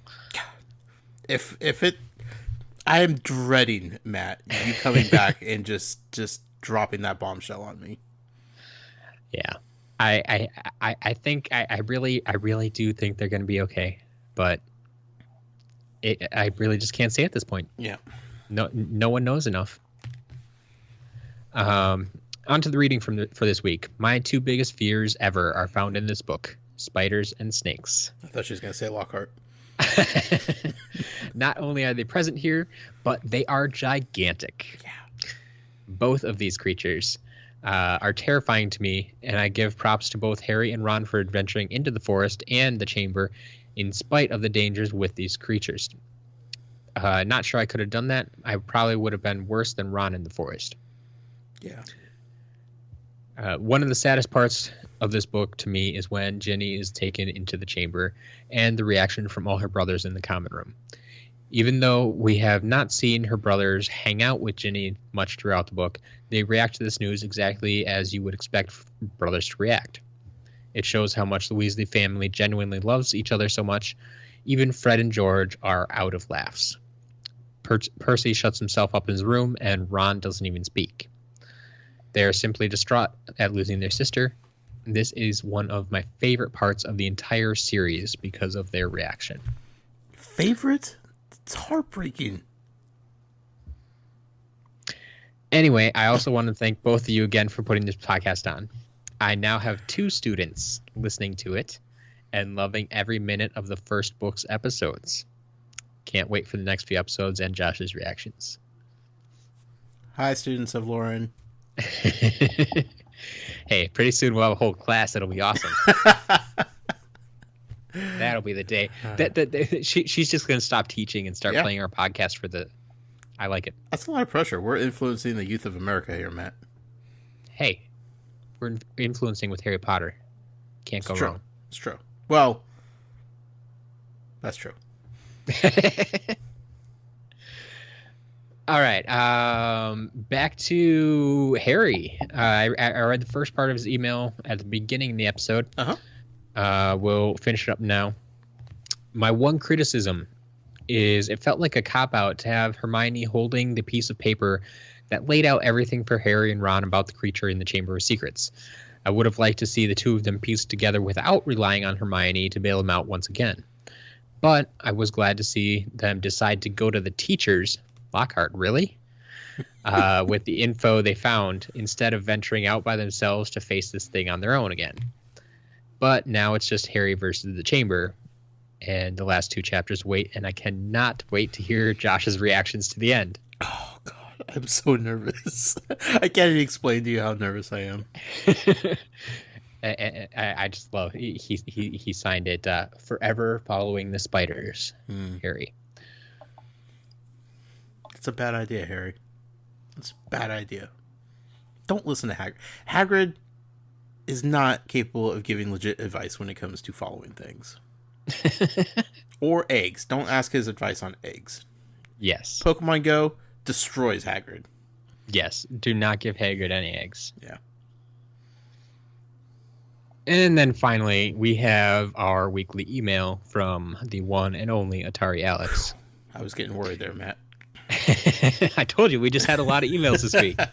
I like it. And Alex, I just want to say that I do read all your emails. I do read everything that you write, even though I can't read it all on air. And I thank you for adding those little tidbits in, because I like to hear people's reactions. Why can't I see that stuff, Matt? Yep. It's just so good, and I was right there with you. Anyway, now on to what Josh can hear. Dear Josh and Matt, and so we have come to the penultimate episode of this second book. What a ride it has been. I can practically hear Josh's palpitations of excitement and frustration from here. But before I get to my take on the recent story events, I have one thing I would like to add from two episodes ago involving the Dueling Club. In the PC game adaptation of Chamber of Secrets, another excellent video game portrayal of this excellent book, there is a cutscene in which Lockhart explains the mechanics of dueling and refers to Snape as his assistant, just as he does in the book. Here, however, Snape responds in his snapiest tone possible, "I am your colleague, not your assistant." Oh, that's perfect. This, I think, fits much better with his character and is one of those small weird things that a portrayal of the story does better than the source material. But I digress. Yeah, I can't say that I've actually played that game, but yeah, it's that does seem like a much better reaction. Yeah, I like that. Chapter 15 is great in many ways and falls short in others. I love the imagery described as they traverse through the Forbidden Forest, and Ron's horrified expressions as he faces his biggest fear. Despite the Deus Ex... I hate Latin. Deus Ex Machina, or Machina Ex Machina in this case, which saves Harry, Ron, and Fang's lives, which is normally a cheap writing trick for me. I still love the car's return because it's so wacky and not a left field. My only wish is that J.K. Rowling hadn't reintroduced the car before the trio met Aragog and were rescued, because it would have given the surprise an even greater impact. I think I would have been more confused at that point. Exactly. I think I would have been too. Yeah. I think we needed the reintroduction to the car. Yep. Because I still didn't think the car was going to come down, barreling down and saving them. Yeah. Like you said, you had forgotten about the car, and the meeting it beforehand kind of gave you a feel of like in my mind, I know they're in a forest, but the way it was described, I started thinking like, oh, this is like a jungle car, like Tarzan. Indiana Jones. The car should be wearing a loincloth or something. Yeah, I think it would have felt more cheap if all of a sudden the car showed up out of nowhere to save them. Like that would have felt like a cop-out to save them at that point. Sure. So, overall, I solidly disagree with you, Alex. Overall, it's a great action set piece with some very creepy elements, like spiders large enough to carry 12-year-old children, and stands out as one of the most memorable parts in the book for me. In the following chapter, we get a possibly even more shocking reveal than the reason for Hagrid's expulsion, or that Moaning Myrtle was killed by the basilisk. Gilderoy Lockhart is a fraud. Who saw that coming? Shocker. All joking aside, I love the thought of Lockhart's abject terror at his bluff finally being called. Although it raises the question of if he was boasting about knowing the location to the entrance of the Chamber of Secrets, what reason could he have given for not disclosing that information to anybody? To protect Lastly, them. What was it? To protect them. He can say, I'm not going to tell you because I don't want you to get hurt. Something like that. He would make up something phony. He would. He's been doing it for how many years now? Don't really know. It's true.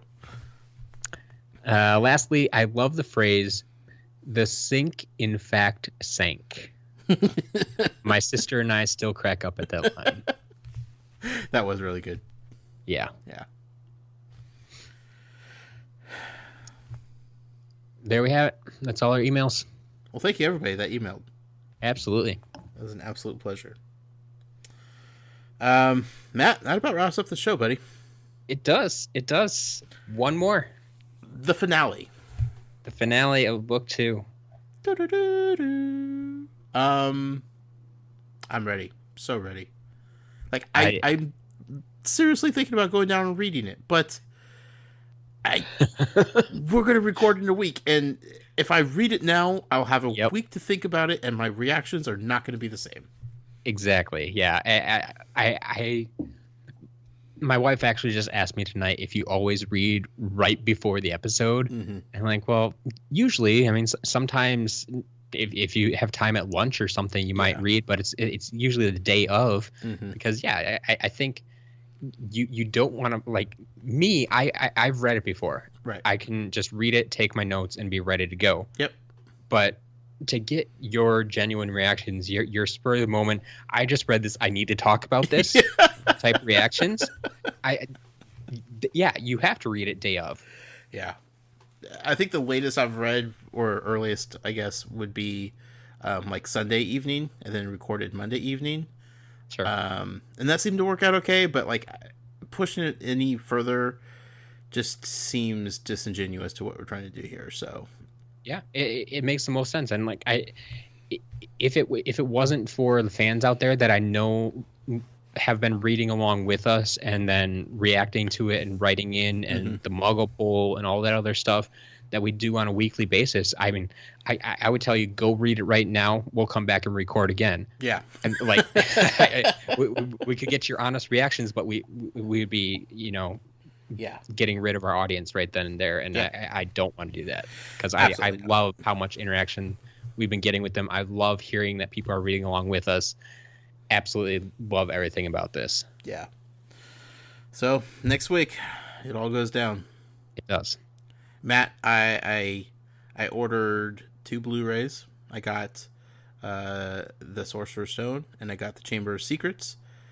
I got the new released version of the Blu-rays with the new fancy covers. But like you sent me some pictures, and I didn't recognize it, and so that they are they like just 2016 released. They were exclusive at Target for a month. Oh. In September, and then once October hit, they became available elsewhere, and you could get them all on Amazon and whatnot. But they have like each one has a iconic thing from each film that is the cover of the film or the Blu-ray package. So yeah, the first one's the Sorcerer's Hat. The second one is, I don't really know, to be honest with you, but there's some snakes on it. I'm guessing it has something to do with the Chamber of Secrets. But yeah, I'll tell you right now, because it's the movie adaptation of it. Mm-hmm.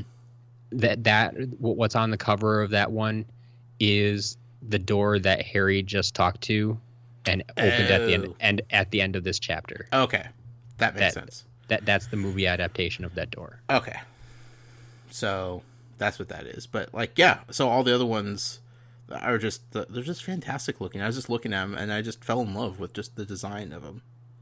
So, and they were just released this year. I'm definitely gonna have to look into that because I have all the movies, but I don't have them all on Blu-ray. Right. Mostly because, well, one, I didn't have a Blu-ray player the entire time because I'm pretty sure Blu-ray didn't exist when they started coming out with the movies. Sure. And so the earlier movies I don't have. I think I only have 6 and 7 on Blu-ray, or no, 5 and 6 or something like that. Yeah. So that'd be a good reason to do it. Yeah. New They're edition, only like Blu-rays. 11 or $12 Perfect. bucks. I'll take it. Yeah.